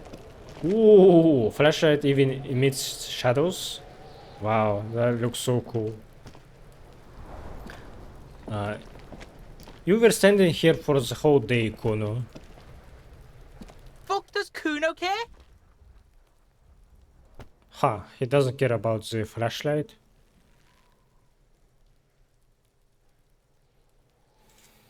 Cuno doesn't fucking care? Hello again, sweetie. Sweetie needs money. Do sweeties get money? Oh, sweetie, I heard your conversation with the manager about your financial troubles. When do you get your next paycheck? If she could, this woman would feed and clothe you and every other sad, lost person on this earth. Damn. What is a paycheck? I haven't seen any paychecks. Tug on her heartstrings. You understand Lena's idealism. Right, let's change the subject. I hope that I can try this check, and if I succeed, then I can refuse her money.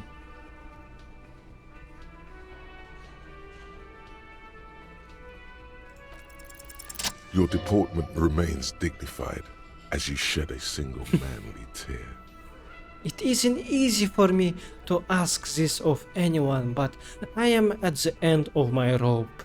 Any money you have could help me. Sweetie, I only have a few cents on me, but I could give you this to pawn. Just to tide you over. She unfastens a gold commemorative pin from her left jacket pocket and drops it into your palm. Wonderful. He has a pin. The pin is round and slightly tarnished. 3 sailboats in bas relief with the sun hovering over the water behind them. A chipped green banner at the bottom reads, San Baptiste, Summer 31, Dinghy Races. Okay, I don't need to ask these questions. This will help me out, Lena, thanks. I promise I will buy it back for you once I have more money. Oh, it's not an ancient family heirloom or anything, but I suppose it would be nice to get it back. I'm gonna read its description and maybe give it back to her. This unusually tasteful pin was produced to celebrate the Saint Baptiste Summer Dinghy Races in 31.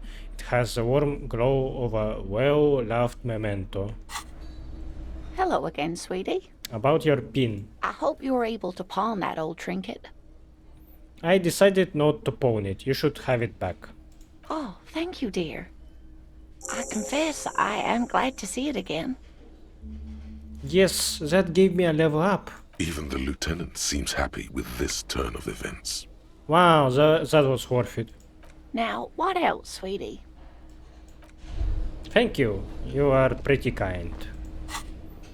Let's go. And now I'm gonna have a new thought. Kingdom of Conscience. Oh, right. Ooh. It's kinda cool that I can see my guy's skeleton. Like, I'm having an X-ray while thinking. Maybe I should try to ask that salami from that guy from before.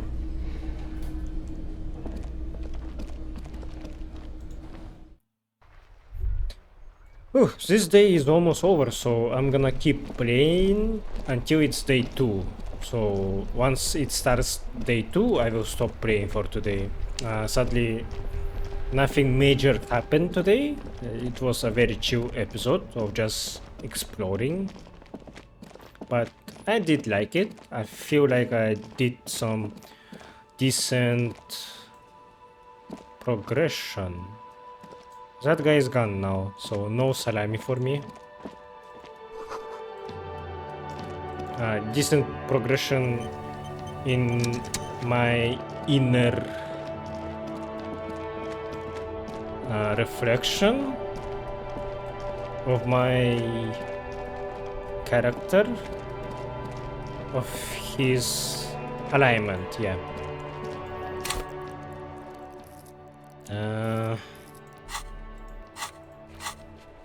Let's see. Sorry Cop 7, it keeps going up.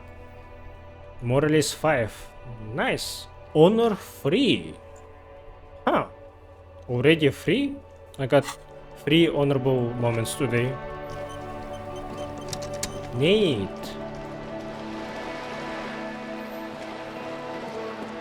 What else I can do to pass the time? I don't think I checked this side of the city. Yeah, I still haven't spoken to that woman.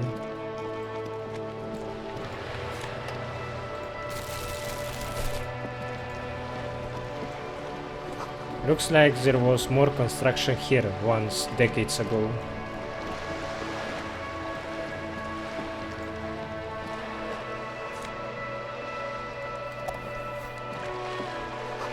The belly of this boat shines like it was recently painted. Docking reserved for residents of Rue de Saint-Ghislain, 33A. Your room in the Whirling isn't much bigger than this sloop. This is worth more than you will ever earn in all your life. A striking woman leans against the cabin top of her sailing boat, smiling as you approach. Her green raincoat glistens with droplets. A silk scarf is tied around her throat. Good evening, officers. I'm Joyce. She extends her hand in greeting. Joyce L. Messier. I represent the board of Wild Pines, the owners of the harbour. You gentlemen must be from the RCM. She steps closer and holds out her hand over the railing. Joyce L. What does the L stand for? What exactly is the RCM? I remember hearing it from somewhere. What gave us away? Shake her hand. I'm glad to see you here. Her grip is tight and cold. I was dispatched to handle a strike, not a lynching. Anything I can do to assist the RCM in this matter, I will, gladly. That is good to hear, madame. My colleague will take the lead on this interview. I should let you know that he is recovering from an unusual medical episode. Very unusual. But I can assure you of his ultimate competency. There's a trace of irony in his voice. Mischief, even. The lieutenant is hatching some scheme. He's trying to signal something. He wants you to play up your condition. Oh. How interesting. I wish you a swift recovery. In the meanwhile, you have my full cooperation, and the full cooperation of the Wild Pines group. So I should act a little bit dumber than I am. You are on a boat? Why, yes I am. She looks at the deck under her feet. Green and white sails flutter overhead. Not a lot of people on boats are there. Does she have a name? Do you have a license for this boat? The boat? No. It is called Cordelati 19 because that's the type of sloop it is. The word "it" feels strange. Such a beautiful boat deserves a proper name. Cool, but your boat really needs a name. Okay, but what kind of boat is it? Okay. How about Cordelati 19? Why? She taps on the side of the boat. It makes a hollow sound. Because it was manufactured in Revachol East by a company called Cordelati, and its hull is 19 paces long. She makes a point of being unromantic about it. How about the slick fish? How about the X something? How about Dolores? Why Dolores? I don't know, feels pretty. I just like the name for some reason. Well, it means nothing to me. I think I'll stick with the factory name. But thank you for the suggestion. It's a pleasure craft. a 19 pacer. It also happens to be rated for Category 1 racing. Though these days I mainly use it for business. How do you like it? My sloop? I like it a lot. It's the eel's hips, baby. I'm enjoying this part of the interview. It has so little to do with the murder we're investigating. I really do, the lieutenant thinks. Is she thrown off yet? He's looking at the woman, assessing her. Not a lot of people on boats, are there? Of course there are.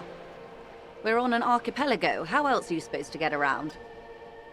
Wait, we are on archipelago? Look around. What do you mean archipelago? Yes, we are. We are on Le Caillou. Technically, the neighboring Ozone and Fas Alamer island groups are archipelagos, while La Caillou, by contrast, is a single fertile landmass, the fourth largest island in the world. It is not an archipelago. Wait, I thought Le Caillou was one big island. Still, I haven't seen anyone else sail a boat around here. Okay, if you want to get technical, the point is we're all on islands here, and sail is still the most expedient way to get from one island to another, especially when you're in a hurry to resolve a strike. I haven't seen anyone else drive a souped-up Capri Kenema motor carriage either. Actually, that motor carriage has been specially issued to serve as a patrol and pursuit vehicle. It's for crossing long distances in the greater Revachol industrial harbor. It's not a toy. Neither is this. A toy, I mean. It's a machine for crossing long distances in the Bay of Revachol, between the city and the islands. You need to make this lady admit she's only riding around on this boat because she's rich. Why? Why what? Stop thinking. Take her down. Intrusive thoughts. They sometimes give really bad advices. It will come off like I'm envious, and I'm not. Why am I even thinking about this? I have police work to do. Actually, yes, I need to nail her for this.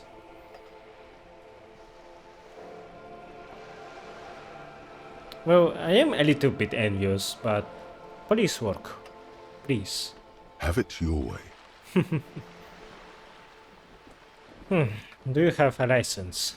Officer, I assure you I'm a highly qualified pleasure craft operator. Her nonchalance might be related to something called the Wayfarer Act, a law that says she doesn't need a license. Sly Fox, you're not aggressive enough to harass her further on this.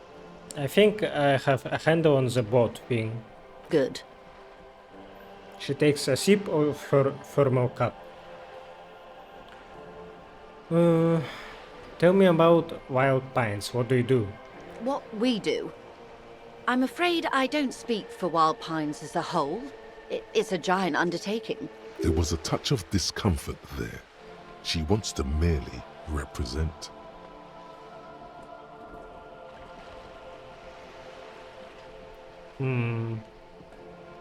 So what do they do? Fair enough, tell me something else.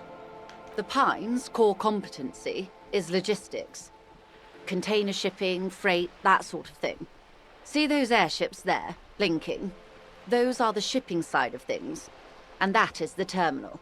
Another subdivision deals with energy, oil and gas exploration, offshore platforms. The Wild Pines Group is one of the original Revacholian Indo-tribes. Companies awarded royal monopolies by the king, the suzerain himself, centuries ago. The king is long gone, but several of the Indo-tribes remain. Who are the other Indo-tribes? You are in good company, it seems. How much money does Wild Pines have? Son Baptiste, Elysium, an unknown entity known as Brightest Star. Why, thank you. She does not register the real meaning of the remark. I'm not at liberty to discuss the company balance sheet, but I can tell you that last year the company booked more than 20 billion real in revenue. The money I owe is so much less than that. Yes, past a certain point, numbers begin to seem imaginary, but they are quite real for the 72,000 employees who depend on Wild Pines for their paychecks. A conglomerate the size of Wild Pines is like a shark. If it stops moving and growing, it will die. Then what becomes of those 72,000 families? It is a tremendous responsibility.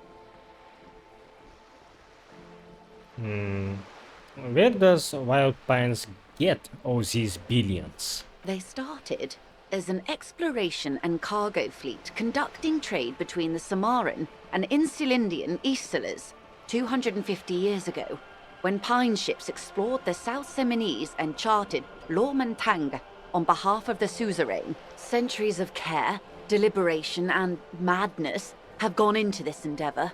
Vessels pass through the Great Unrest to re-emerge with apricots in tow. The logic of the system is totalizing. It's taken everything from its employees to build it. It probably helps to start out with a royal monopoly. What does such a huge system want with a place like this? Look around. That's all I needed to know about something else.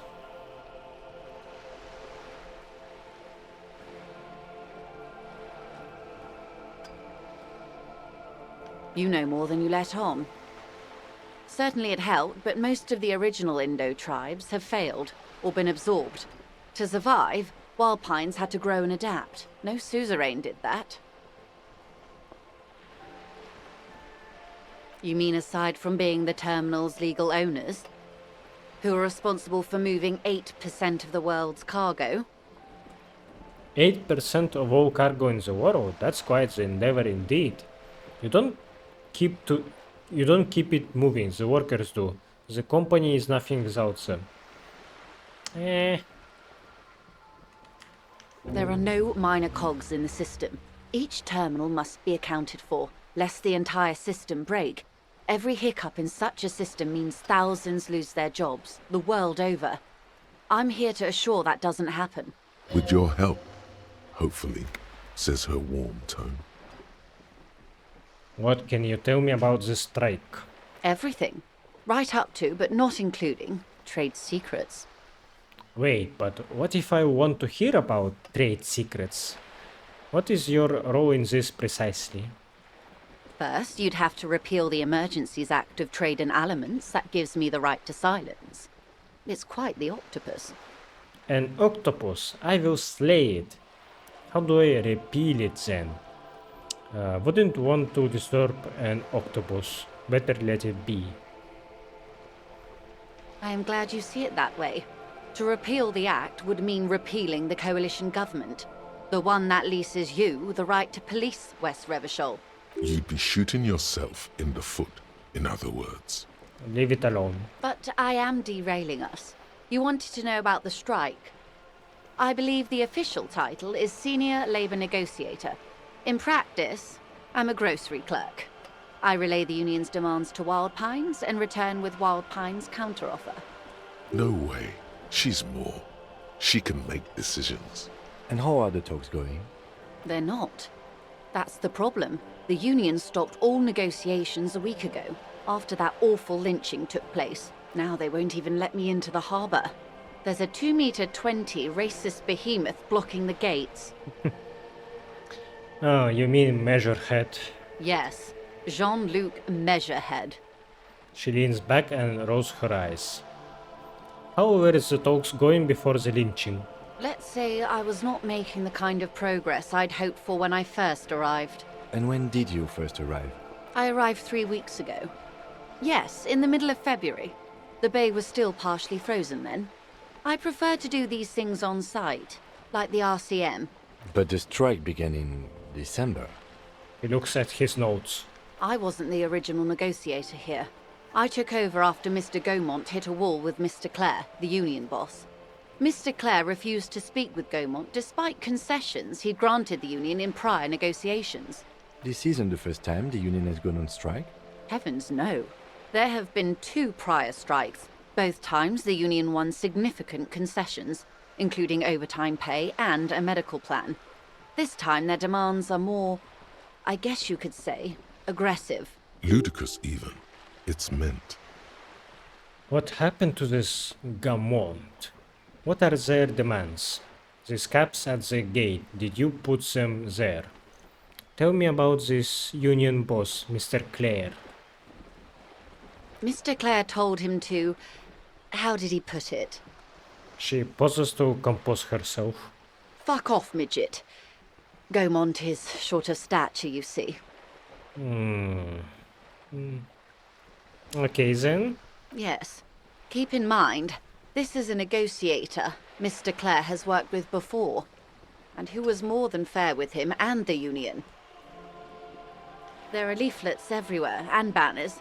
What did they say again? Oh yes, every worker, a member of the board. Most of the workers probably don't know what that means.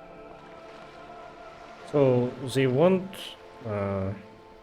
for every member of the company to have a say, so they can vote for something, I guess. I like it. I don't know what to think about that. Over-aggressive commie posturing. Seems like they have no idea about business. Forget it, I wanted to ask something else about the strike. Fortunately, they explained it. Every time the Wild Pines group makes a decision about anything, it needs the signature of each of the 2,200 workers in its Martinez terminal. Just so you understand, this is but one of 22 terminals owned by Wild Pines. Essentially, not only are they kings of the company, they are also kings of the 72,000 employees of Wild Pines Group. An opening gambit, surely. That's pretty funny, I have to admit. The workers can't be kings. The king is king. The king is dead. Long live the workers. Sounds like an opening gambit. What are you going to do? So I hoped. But this type of opening is usually followed by a more reasonable offer. I've yet to hear one. Just the same nonsensical slogan repeated over and over again. And now, people are getting lynched, I hear. Behind the Whirling in rags. A disastrous situation if there ever was one. Excuse me, from whom did you hear about this lynching? I first heard it from the bowyer at the gates. The one whose very name advertises his aversion to work. I think he said it was, "Call me mañana." No, wait. The chief negotiator heard it from a man at the gates. Surely the Wild Pines Group has more effective channels of information. After all, 2,200 people are on strike. This is a big deal for them. The scabs? You mean the huddled masses of Jamrock, come to plead for work where the union refuses to? If they were organized by Wild Pines or its affiliates, then it would be a company secret. I could not share it with you. Not right now, at least. It's implied. She's open to discussing this matter with you at a later occasion. Alright. Everard Clare is a man of the utmost integrity. If you can say one thing about him, it's that he always puts the interests of the workers first. She's being sarcastic. Don't take her performance literally. That's not what you really think, right? Of course not. Everard is fantastically corrupt. I imagine he has a thick, viscous goo where you and I have blood.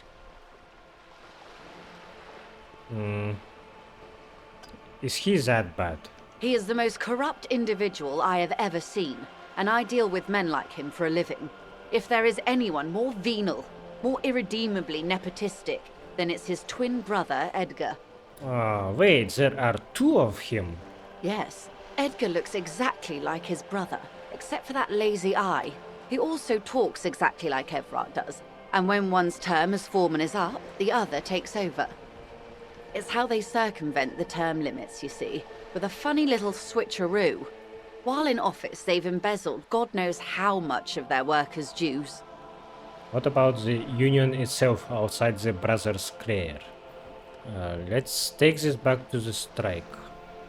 The Débardeurs Union was once a perfectly normal institution. 20 years ago, anyway.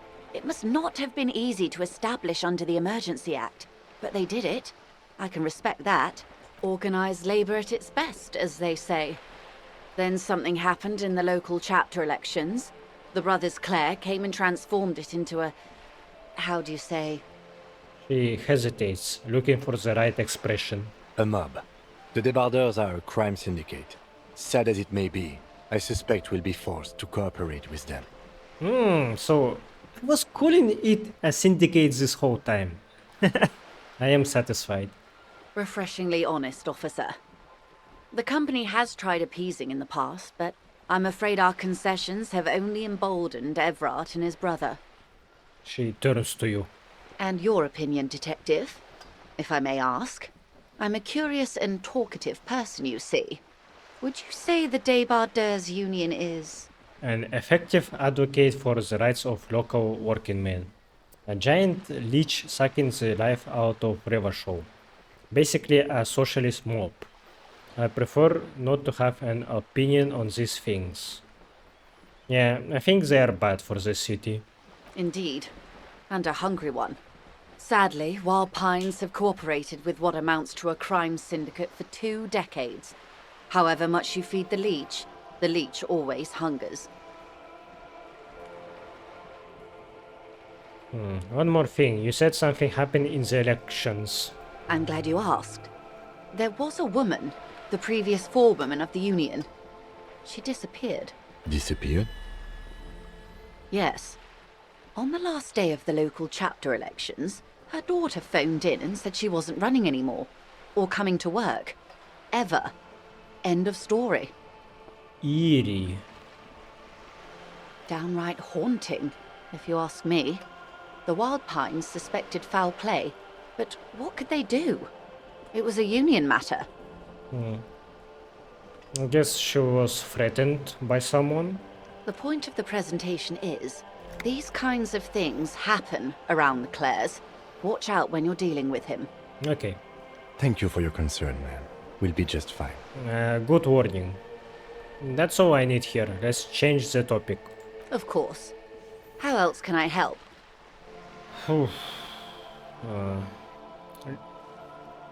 Let me have a little break and I will continue. Can you tell me about this lynching? Quite a few things, I'm afraid. The information I'm to share with you includes sensitive trade secrets. For the sake of my employer, I have to ask for your names and badge numbers. Oh no! I don't have my badge. Of course, ma'am. We should have introduced ourselves. I am Lieutenant Kitsuragi from Precinct 57. And this is my colleague from Precinct 41. I'm afraid he doesn't have his badge at the moment. I hope mine will suffice. How curious. Why is that, Detective? Awkwardness washes over the conversation. The woman doesn't like this turn of events. 'Twas stolen by some artist, surely. Best to pin the blame on them. Everyone knows you can't trust artists. Why should I blame it on an artist? Some artist type stole my badge. It was a mistake to trust them. Remember when my partner told you I'd recently suffered from an unusual medical episode? My lost badge is related to it. I see. So, are you saying you lost your badge during the course of this episode? It's possible. After a night of heavy drinking, I lost all memory of my life and the world. I could have eaten it for all I know. I don't remember anything. This world, this city, nothing. Oh dear. Some kind of encephalopathic amnesia. I don't even know how to respond. I do believe you, naive as that may sound.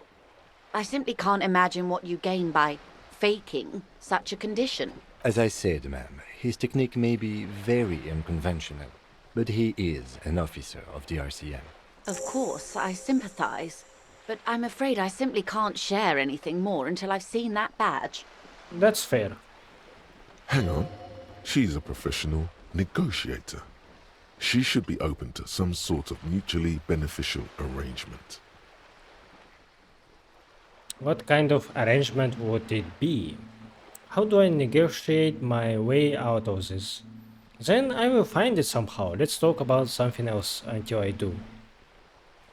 I mean, favors for favors. A dirty alliance of some sort. Ah. Consider this.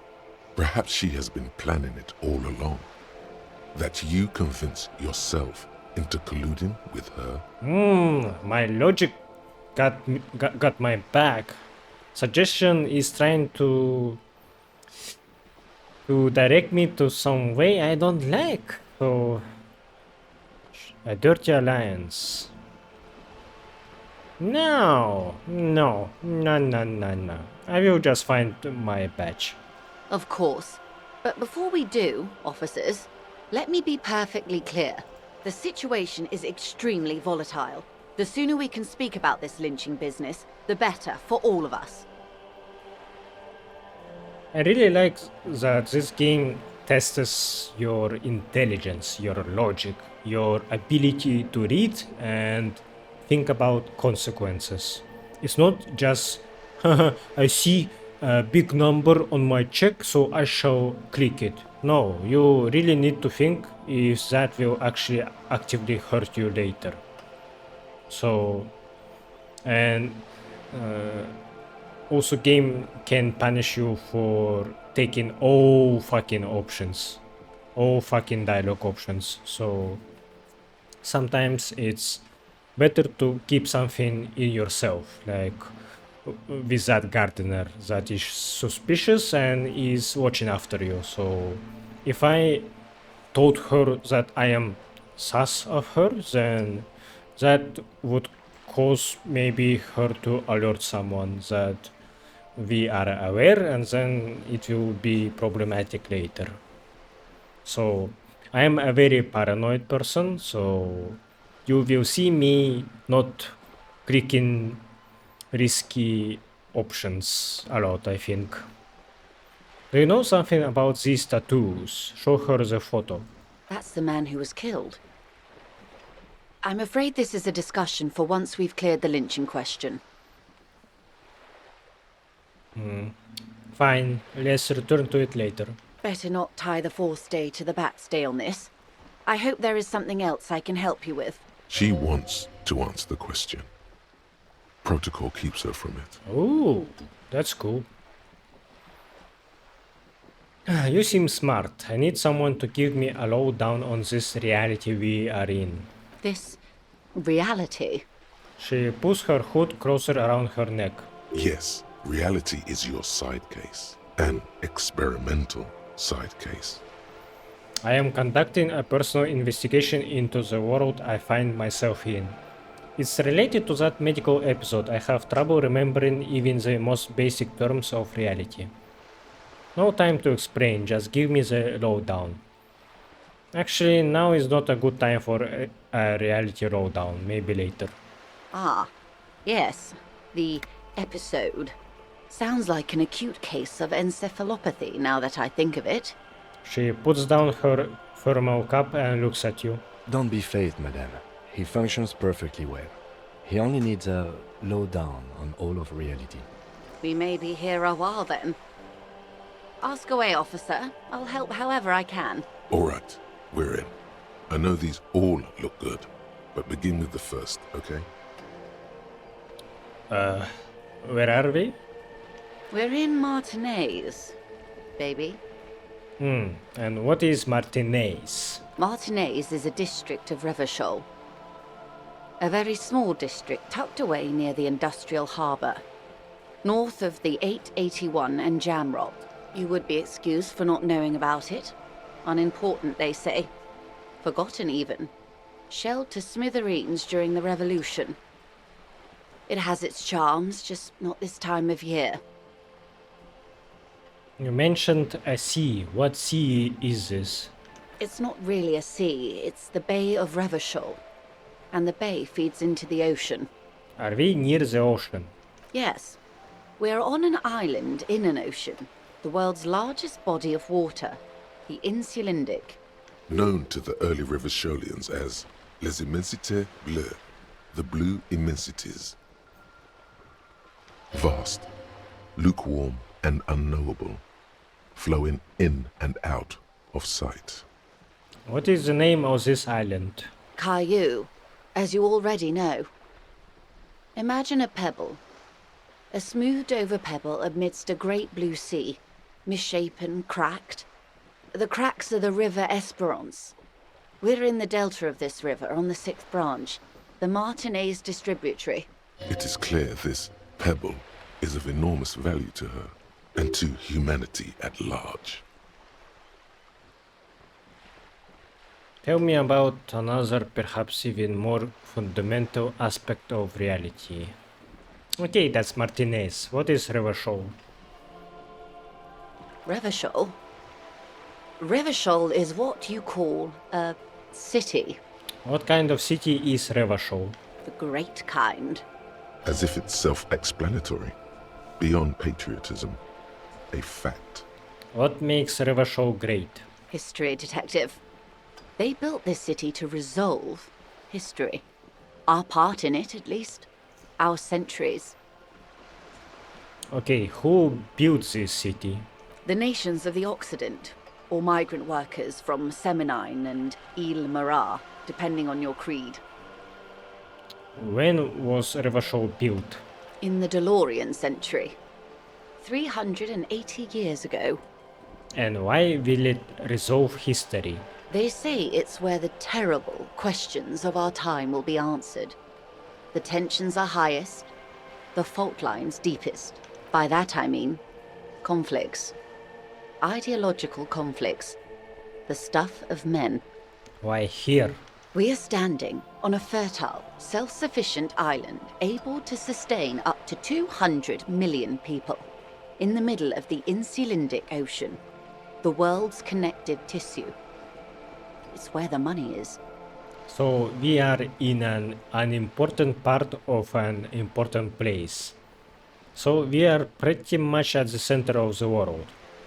So we are on the periphery, basically nobodies.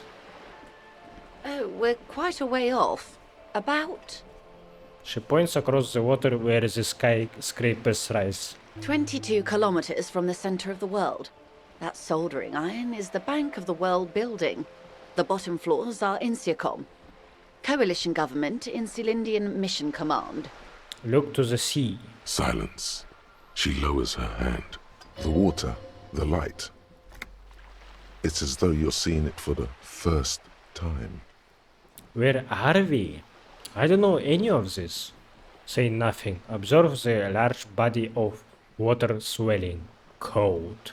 She observes your eyes scanning the horizon, then breaks the silence, slowly. This is one thought you need to complete. Where are you? Was there something else you wanted to know? I remember something about a lowdown. This one seems important. Yamais Wu. Derealization. Revachol Special Administrative Region Le Caio, the Insulindian Ocean, Coalition Government, Insulindian Mission Command. Name after name, and none of them is familiar. They seem real, but something is wrong. You feel like a kid looking at stickers on the fridge. Truvant, the Apricot Company, World Games 34. You can almost see your hand reaching out for them. Scratch at the corners. See if they peel loose. This feels like the most important of all the thoughts. The one you truly must complete. Shit. Okay, I will do that. This has been informative. Thank you, man. I'm sure my memory-impaired partner has many more questions to ask, about even more fundamental aspects of reality. Might I suggest not asking them all right now? Messier will be here later too, and tomorrow. Isn't that true, ma'am? Absolutely. My commitment here is long-term. You're right, Lieutenant. I will continue later. It's better not to eat all your candy at once. Yeah, pretty true. And funny you say that, because I have a bad habit of buying a pack of candies and then I'm like, ooh, and I eat them all at once in one day or 2 days, sometimes 3 days, and usually they come in packs like in 200 grams. Yeah, so for most people that's a lot. For me, not really, but today I had dental work, and they said that 11 out of my teeth are they have what it's called in English. Shit, I need to check that. I forgot that word. Okay, I guess in English it's the same. Caries. So yeah, too much candy for me. Need to deal with that later when I have money. So out of 11 teeth that are not good, I dealt with 2 of them today. Indeed. I'm always at your service.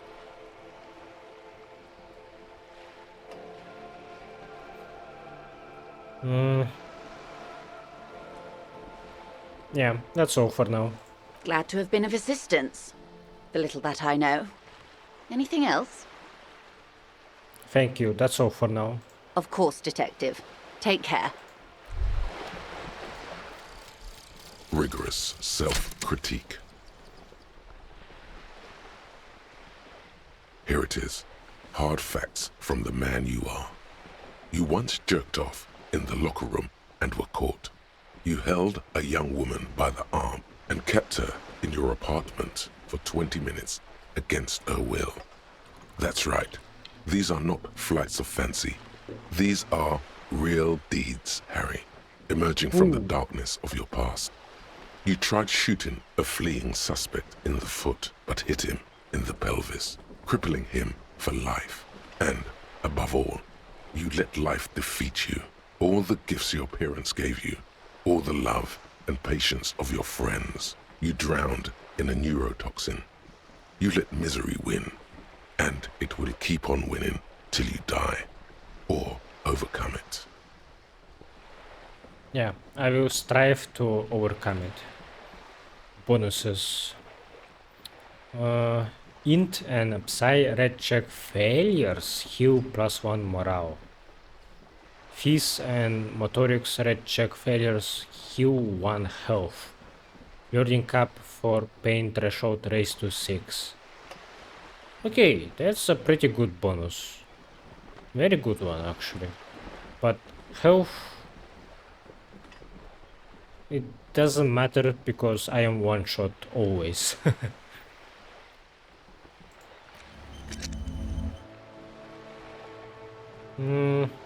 Alright. Man, so it's confirmed. My name was Harry. And Harry wasn't a good man. Harassing a woman like that, yeah, I am disgusted at that, truly.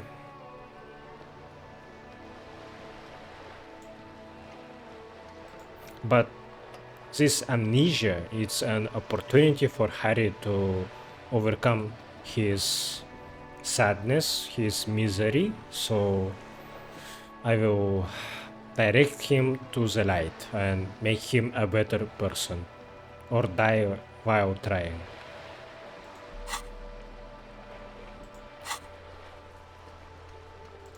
Get a reality lowdown. You have no idea where you are.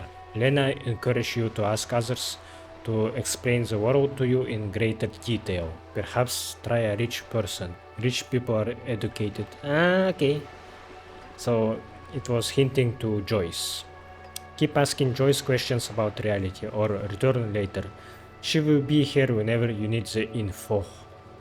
Yeah, I liked her character. She is very knowledgeable and she says a lot of things that are interesting, for sure.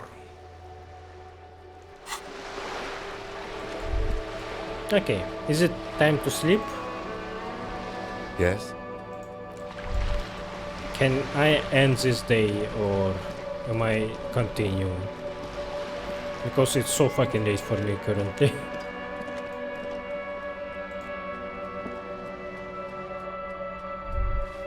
Maybe I should try finding that woman that is on the balcony.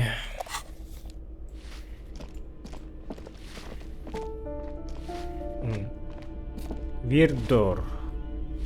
It's like was closed because of an ongoing criminal case. Foreclosed by Martinez Realty Associates.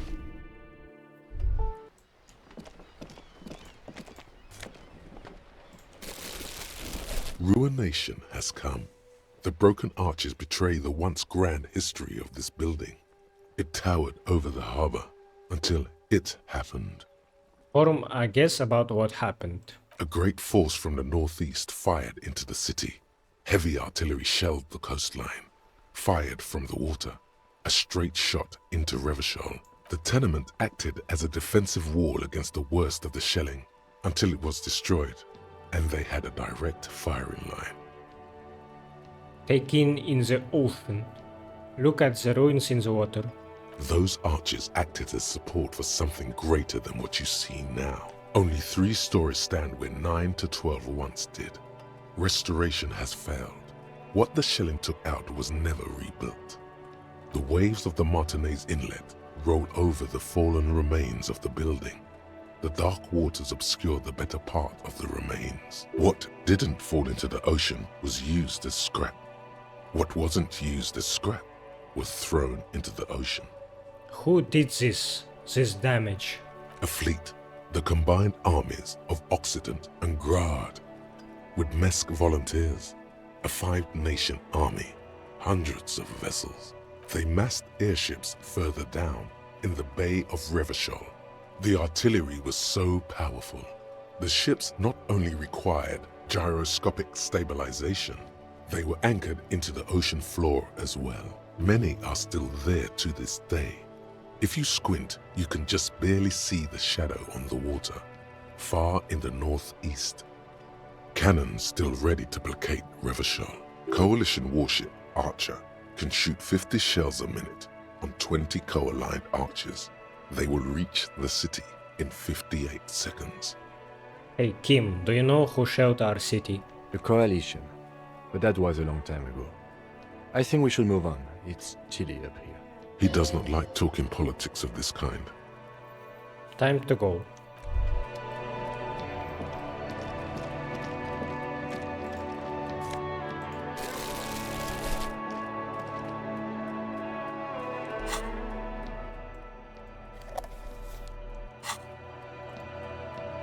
The streets will flow red once more.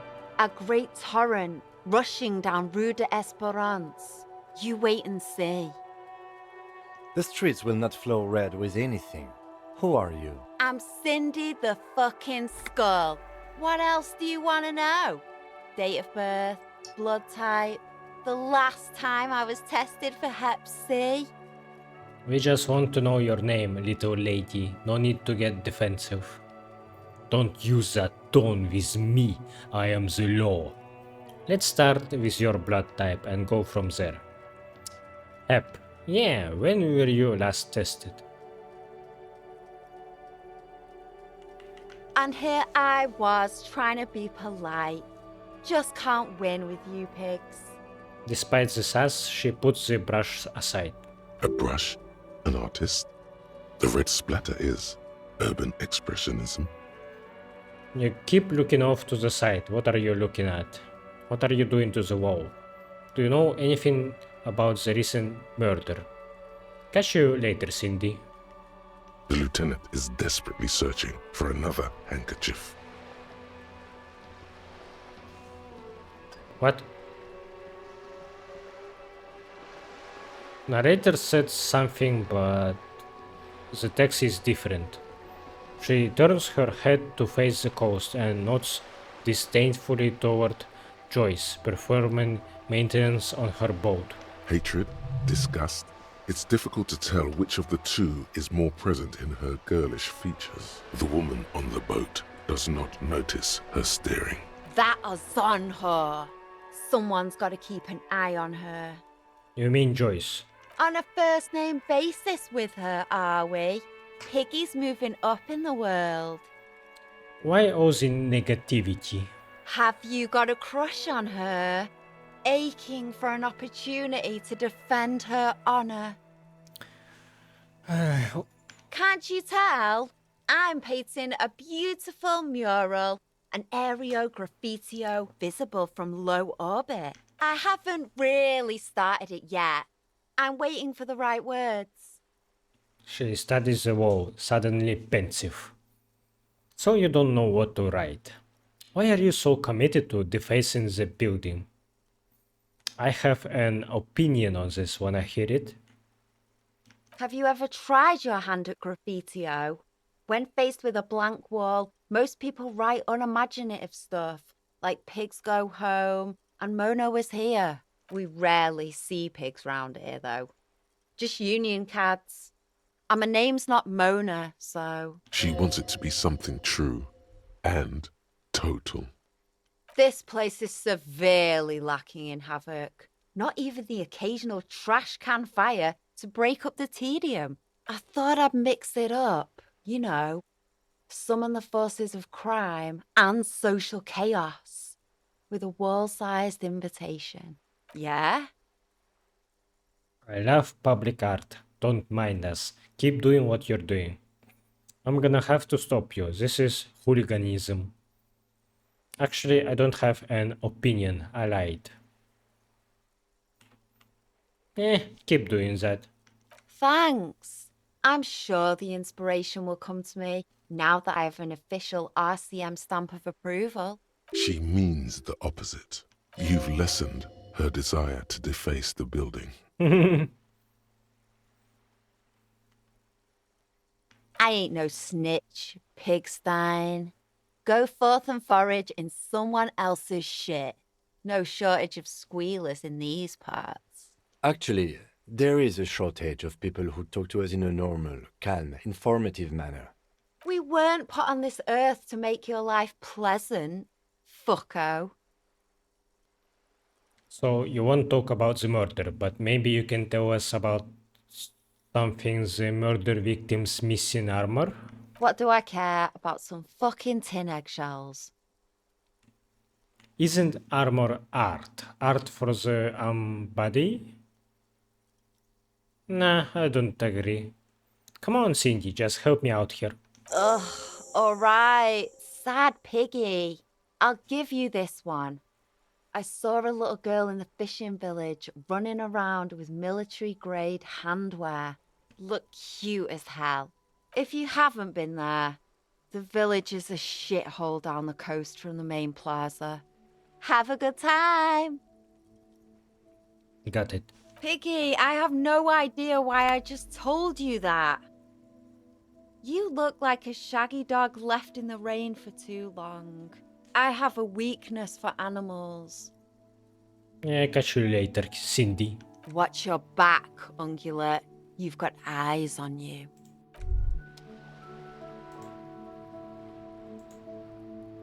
We should think about calling it a day, maybe. The nights are still miserably cold this time of year. I haven't paid the cafeteria manager for damages yet. We should take care of that, then. But I don't have the money. Let's talk to him anyway. An officer of the RCM shouldn't be sleeping in the street. We'll figure something out. Though he finds this situation frustrating, he is doing his best to not make you feel any worse than you already do. Cool. Yeah, time to wrap it up. Ooh, yeah, super late for me, so I'm glad that I am going to finish day 1, finally, in episode 4. Took me a long time. Cunos are still playing in the streets.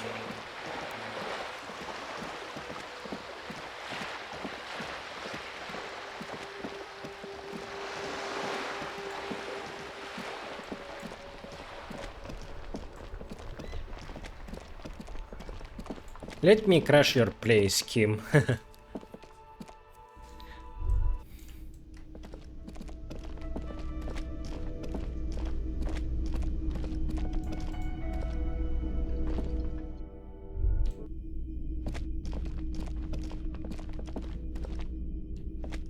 I'm gonna knock again. The door is closed. Still, the lieutenant, he doesn't like... Okay.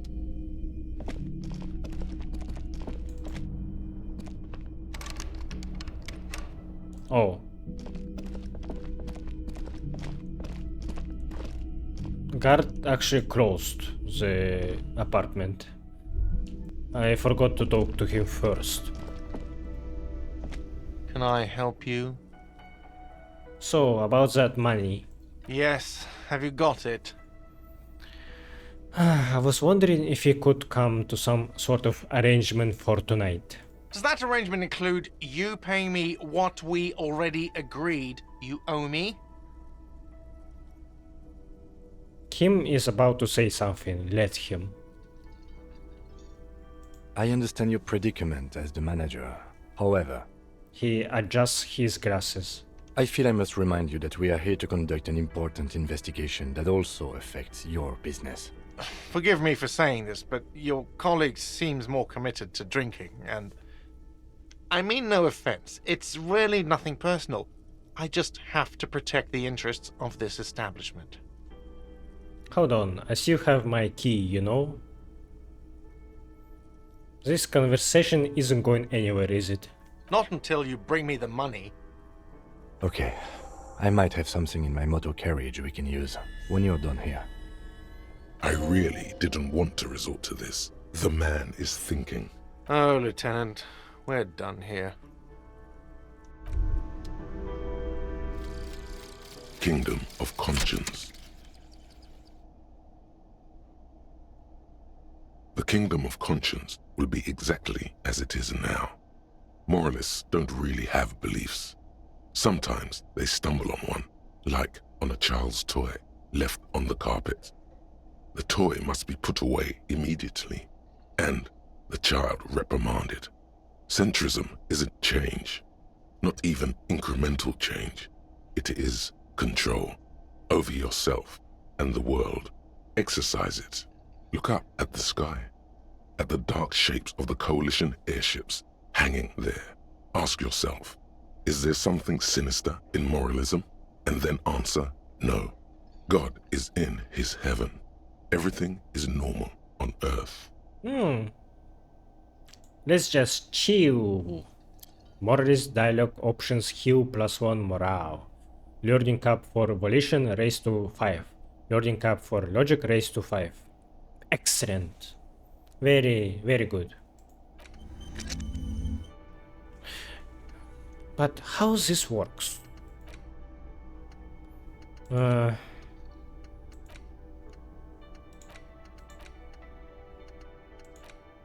Okay, I thought I already had learning cap for logic already, but I thought that would raise it too, but and I wanted to say, do they stack or not? But I actually don't have one. Okay, never mind.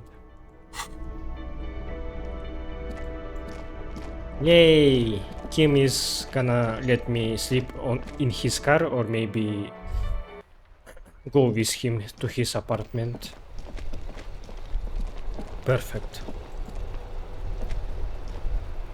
Inside, you see a set of steering levers, a radio micro. I have something here we could sell. Look in the back, in the suspect transport enclosure. Oh, that's nothing I expected. The cage at the back of the motor carriage looks rather uncomfortable. 4 shiny hubcaps are stacked against the seat. Their silver edges sparkle in the dark. I confiscated these 4 a little while back. We can take them to the pawn shop down by the Martinez Canal. What are those things? What do you mean you confiscated them? Thanks, I appreciate your help. Sorry, I can't take them. It wouldn't be right. There are spinner hubcaps, frivolous things you put on your wheels. When the wheels come to a stop, the caps keep on spinning. There's no real use for them, it's just for vanity. A couple of weeks ago, I stopped a young man for going slower than the speed of traffic. Turns out he was some coalition official's son and high. So you took his spinners. Isn't that corruption? I get it. I would have confiscated them too. They are mesmerizing.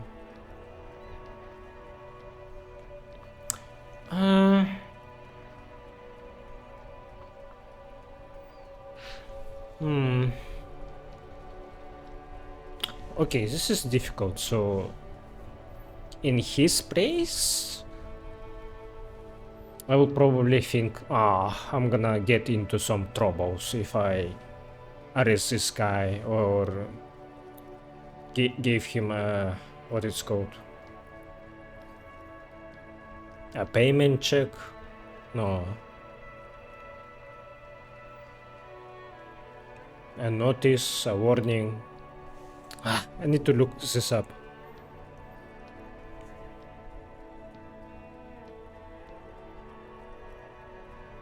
A fine, yeah.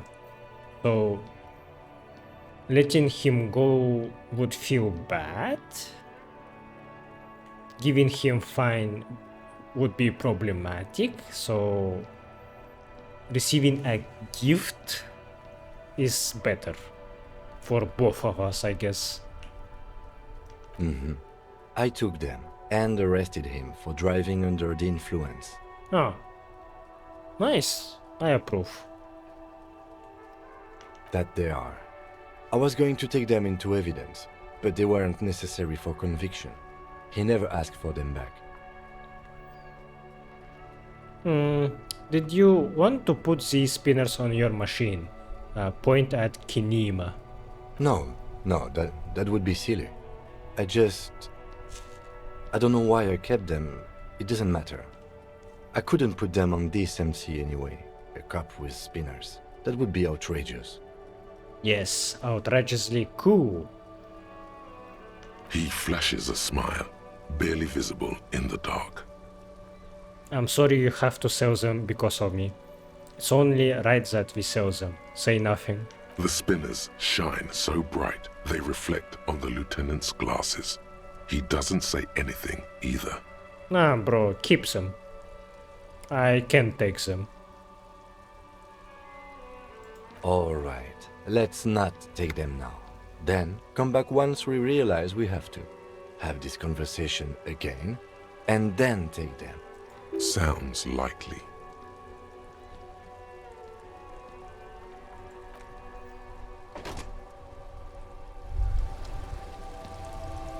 Shit.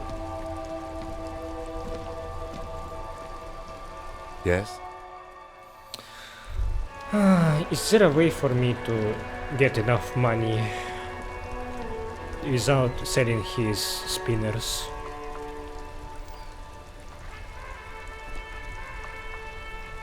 I don't think so. Man, I really don't want to do this. But maybe I can buy them back later, huh?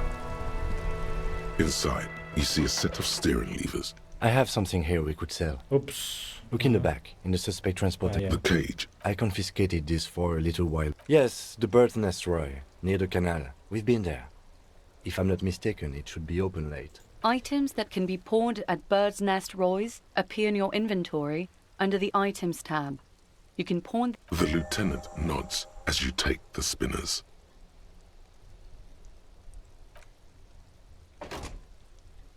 This sucks. The magnificent hubcap spinners that Lieutenant Kitsuragi has donated to you so that you can pay for your room at the Whirling. They are slate blue and shimmer haughtily in the light. I need to buy them back before this game ends. I really need to. Kim is my homie. Man, I would sleep in the streets instead of doing this, honestly.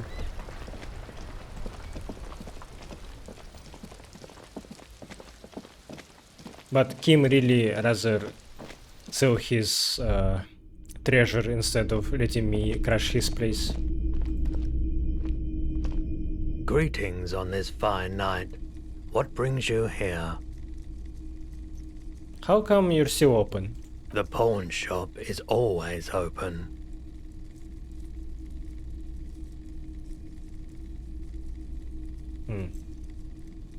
Can I really retry this already?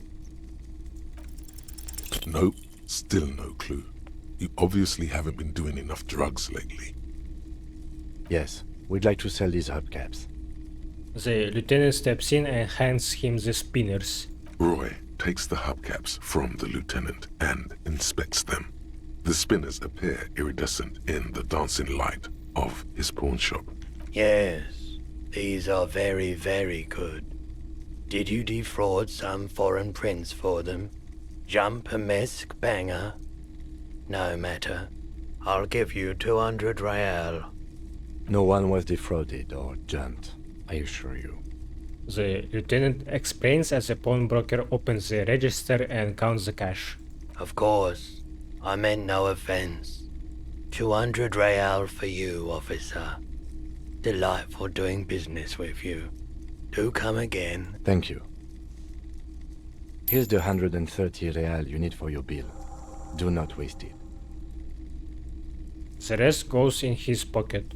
The rest is for him, to compensate for the pain of being separated from his radiant spinners. The windfall is a small consolation. Anything else you're thinking of selling? Another time, perhaps.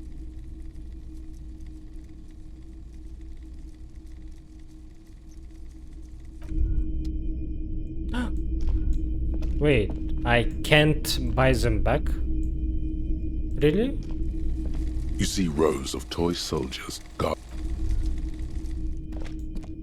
The boomboxes wait on the shelves. And your boombox, that gold and amber Harmon Waushi. Maybe he will display them later. I hope so. This makes me sad. Kim deserves a better man as his partner. I'm gonna make this up for you somehow.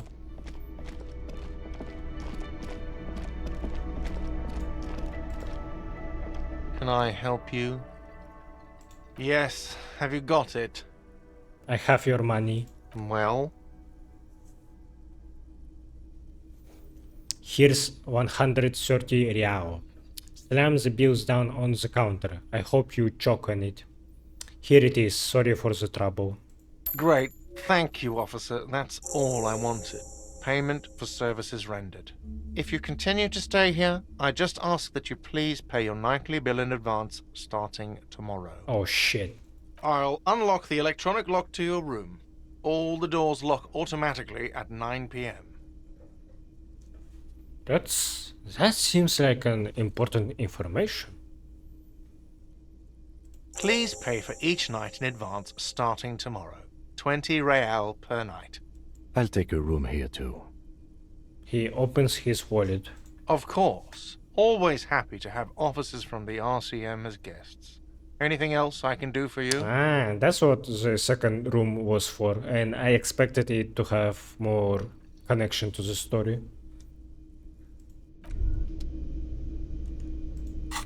Alright, let me get another thought. The one that was super important, apparently. This one. The most important of all the thoughts. The one you truly must complete.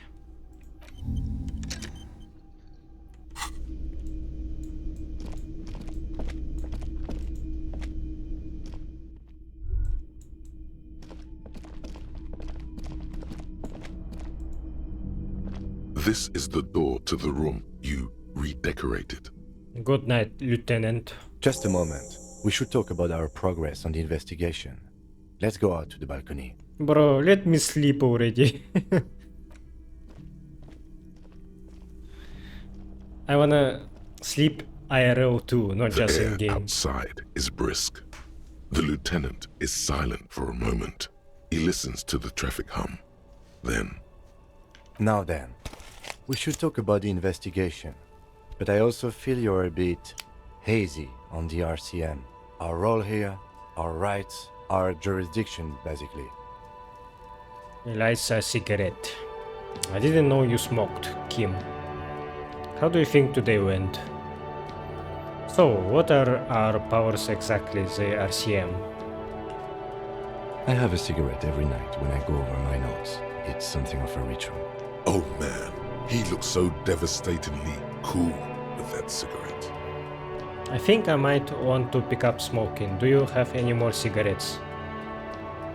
How did you get so cool, Kim? You mean this? This isn't cool. It's an unnecessary trial of will, and unhealthy. Keeping the habit within the parameters he's given himself takes a lot of focus.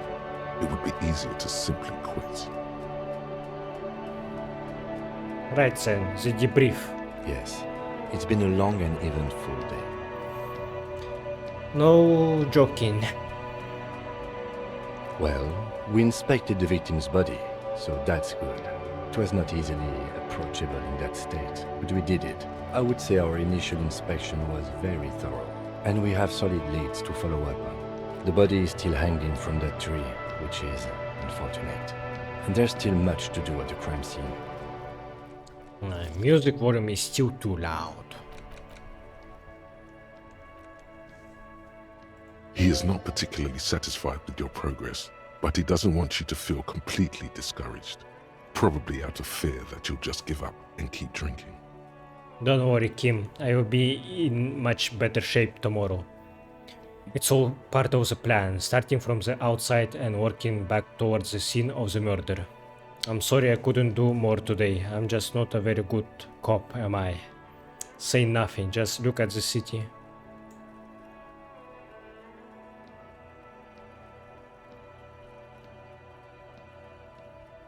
I look forward to that. As for the interviews, we weren't able to find the union leader, Everard Clare, much less interview him. So that's on the to-do list for tomorrow. We talked to Joyce Messier, but didn't get any information from her. I have a feeling Joyce knows how dangerous the situation really is. We have to get her to talk to us.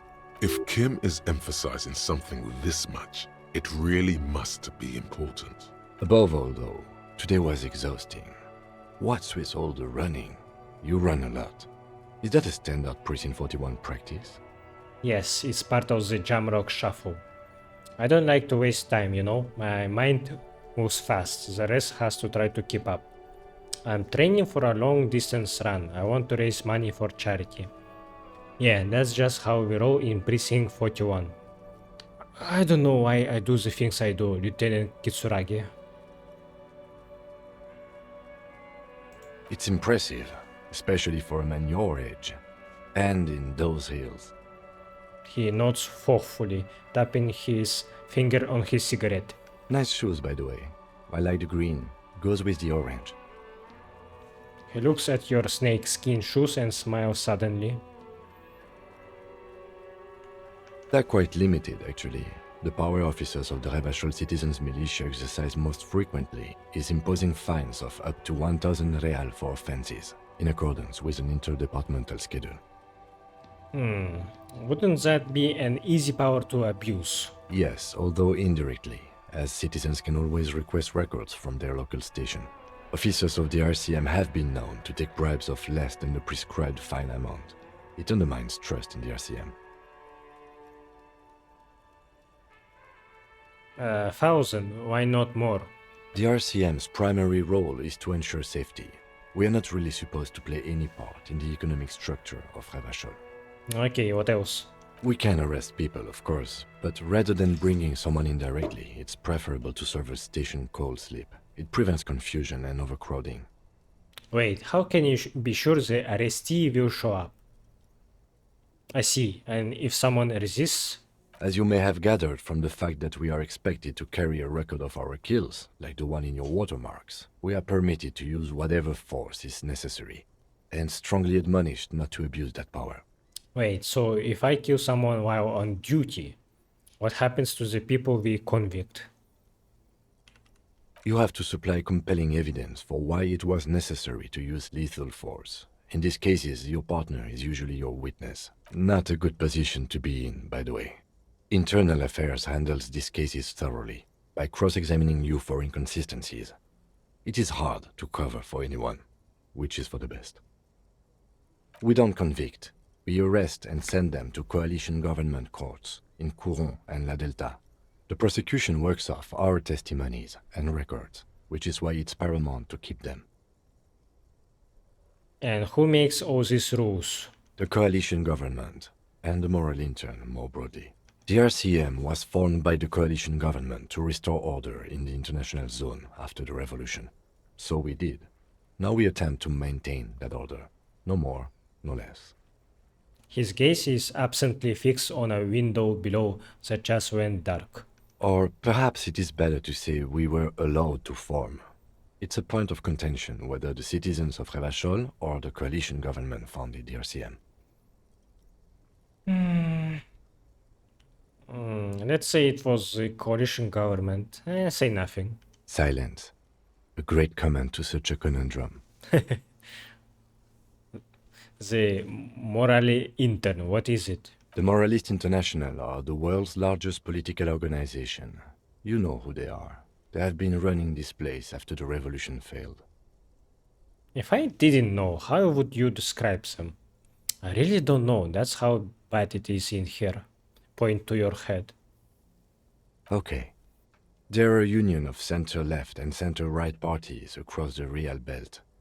Our coalition government is just one of its many projects. They also run the ICP, EPIS, most intergovernmental organizations in the world. What do they believe in? What do they believe in? They are Dolorians. They believe they continue the humanist project set forth by Her Innocence Dolores Day 4 centuries ago. Others say they are just technocrats. Those others say they continue the humanist project set forth by Dolores Day. What is their symbol? Interesting question. It's a blue forget-me-not. Their motto is love, compassion, self-discipline. I think you can gauge what they want you to think of them from that. Something kind and usual. Something almost self-explanatory. Something ominous. Who was Dolores Day? A historic figure? The author of the modern age? You will have to look elsewhere for opinions. The subject of humanism is too abstract for me. What do you think of them? The moral intern are a fact. I try not to have opinions on facts until they change. And it doesn't look like that's about to happen. It is more than that. There's some kind of affection in him. You like the moral intern? Yes, I did, when I was younger. In my 20s, I considered myself a moralist. A blue forget-me-not, a piece of the sky. They're not all that bad. That's another leitmotif associated with moralism. But the years have changed that. I don't know what I believe in now. No, I believe in the RCM. That's enough for me. I have an opinion on the moral intern. Do you? The lieutenant arches his brow, then pulls on his cigarette. It's a slim, white thing in his fingers. Things are bad out there, point to the city. We need them here, giving us the right to police Revachol. They have done an awful job here. Have you seen the place? This isn't humanism. We are stooges of the world's biggest bourgeois organization, protecting bourgeois rights. Mutter silently. Immigrants, liberal kips, fucking men are turning into women. Fucking hell. On second thought, I don't have an opinion, forget about it.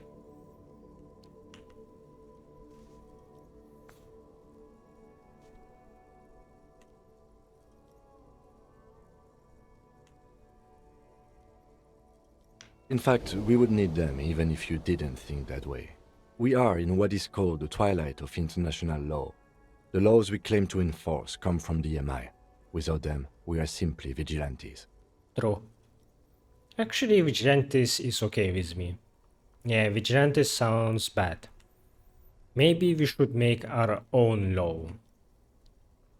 Sadly, it is what we already are to the people of Martinez. Most of them, at least, especially the Union. Vigilantes. I expect our job here to prove quite challenging. He looks at the roundabout. Say nothing, just look into the night. The dying lights of the city shimmer below. Slowly, like luminous clouds, they pass on his lenses. The lieutenant looks at his slim cigarette, contemplating the next drag. This soldier is the highlight of the day for me, he thinks. This little stick right here, an aerostatic passes overhead, the whiskers of its floodlights on the ground below. Kitsuraga's glasses light up as he looks to the sky. 2 glowing circles. They really don't like us here. And the mouth on that kid, Cuno. It's different in land, in Jamrock and the GRIH. He pulls on the cigarette. Why are they like this? It's our fault for leaving this place to the dogs, to the Union, to the company, not daring to come here more often. This place has fallen between the cracks, the jurisdictions of our 2 precincts. And in Jamrock and the GRIH? We run this city. West of the river is RCM land. He looks at the dark silhouette of the equestrian monument cutting into the night sky. It's incredibly hard. Human beings are... But we are in control, and it's worth it. The organization works. Our systems work. If they didn't, the city would disintegrate. I hope our investigation will help improve the situation here. At least do some good. We won't change anything here. Let's be optimistic. Me too. But I wouldn't count on any drastic changes in our lifetimes. Yeah. Thank you for this. Yeah, it's getting very cold now. Let's go.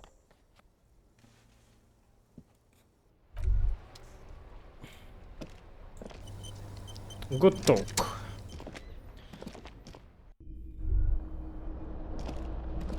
I really like Kim as a person. I think we will get along. We are very similar in our personalities.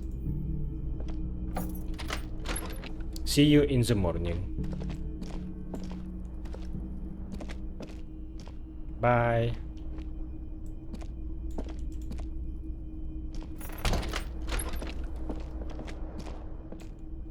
If I try to enter his room, will he react?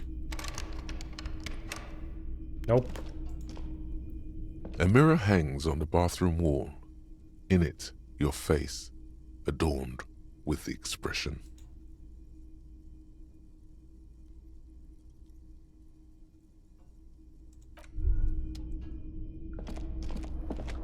Let's end this. The bed is cold and not particularly inviting, but it's yours. The sheets look awful. Crawl in. The sheets feel at once coarse and clammy against your skin. The bed sags beneath your weight as you stretch out and finally close your eyes. And then sleep doesn't come. But I want to sleep. Obviously, you're in bed with your eyes closed, but it's not happening. Why? Maybe it's the bed's fault. Check the pillow. Its synthetic filling has separated into hard lumps. The pillowcase smells oddly. Check the blanket. It barely covers your toes, stretching over your soft belly. This is your body here, intimate and warm, breathing. Under your thrumming eyelids, you see a dizzying array of colors. You won't get off this carousel quite so easily. Roll over to the other side. It's a little better. Colors, scenes, and half-formed phrases still litter your mind. Part of you is still trying to solve the case, isn't it? Who killed him? Who? No more thoughts. Fall asleep now. Your breathing steadies. A great silence washes over you until your eyelids twitch in your sleep and images start forming.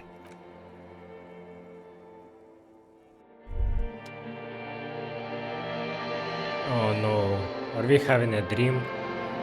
And I will cuck you and end this episode here because yeah, it's fucking 1 AM for me and I need to sleep, I need to work tomorrow.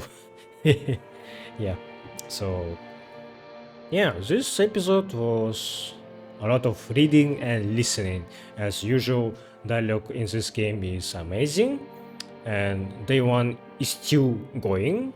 I guess it's night 1 right now, and I am loving this game still. It's getting only better and better as we go, so yeah, definitely will continue playing soon, so look forward to that. Thanks for watching, and goodbye.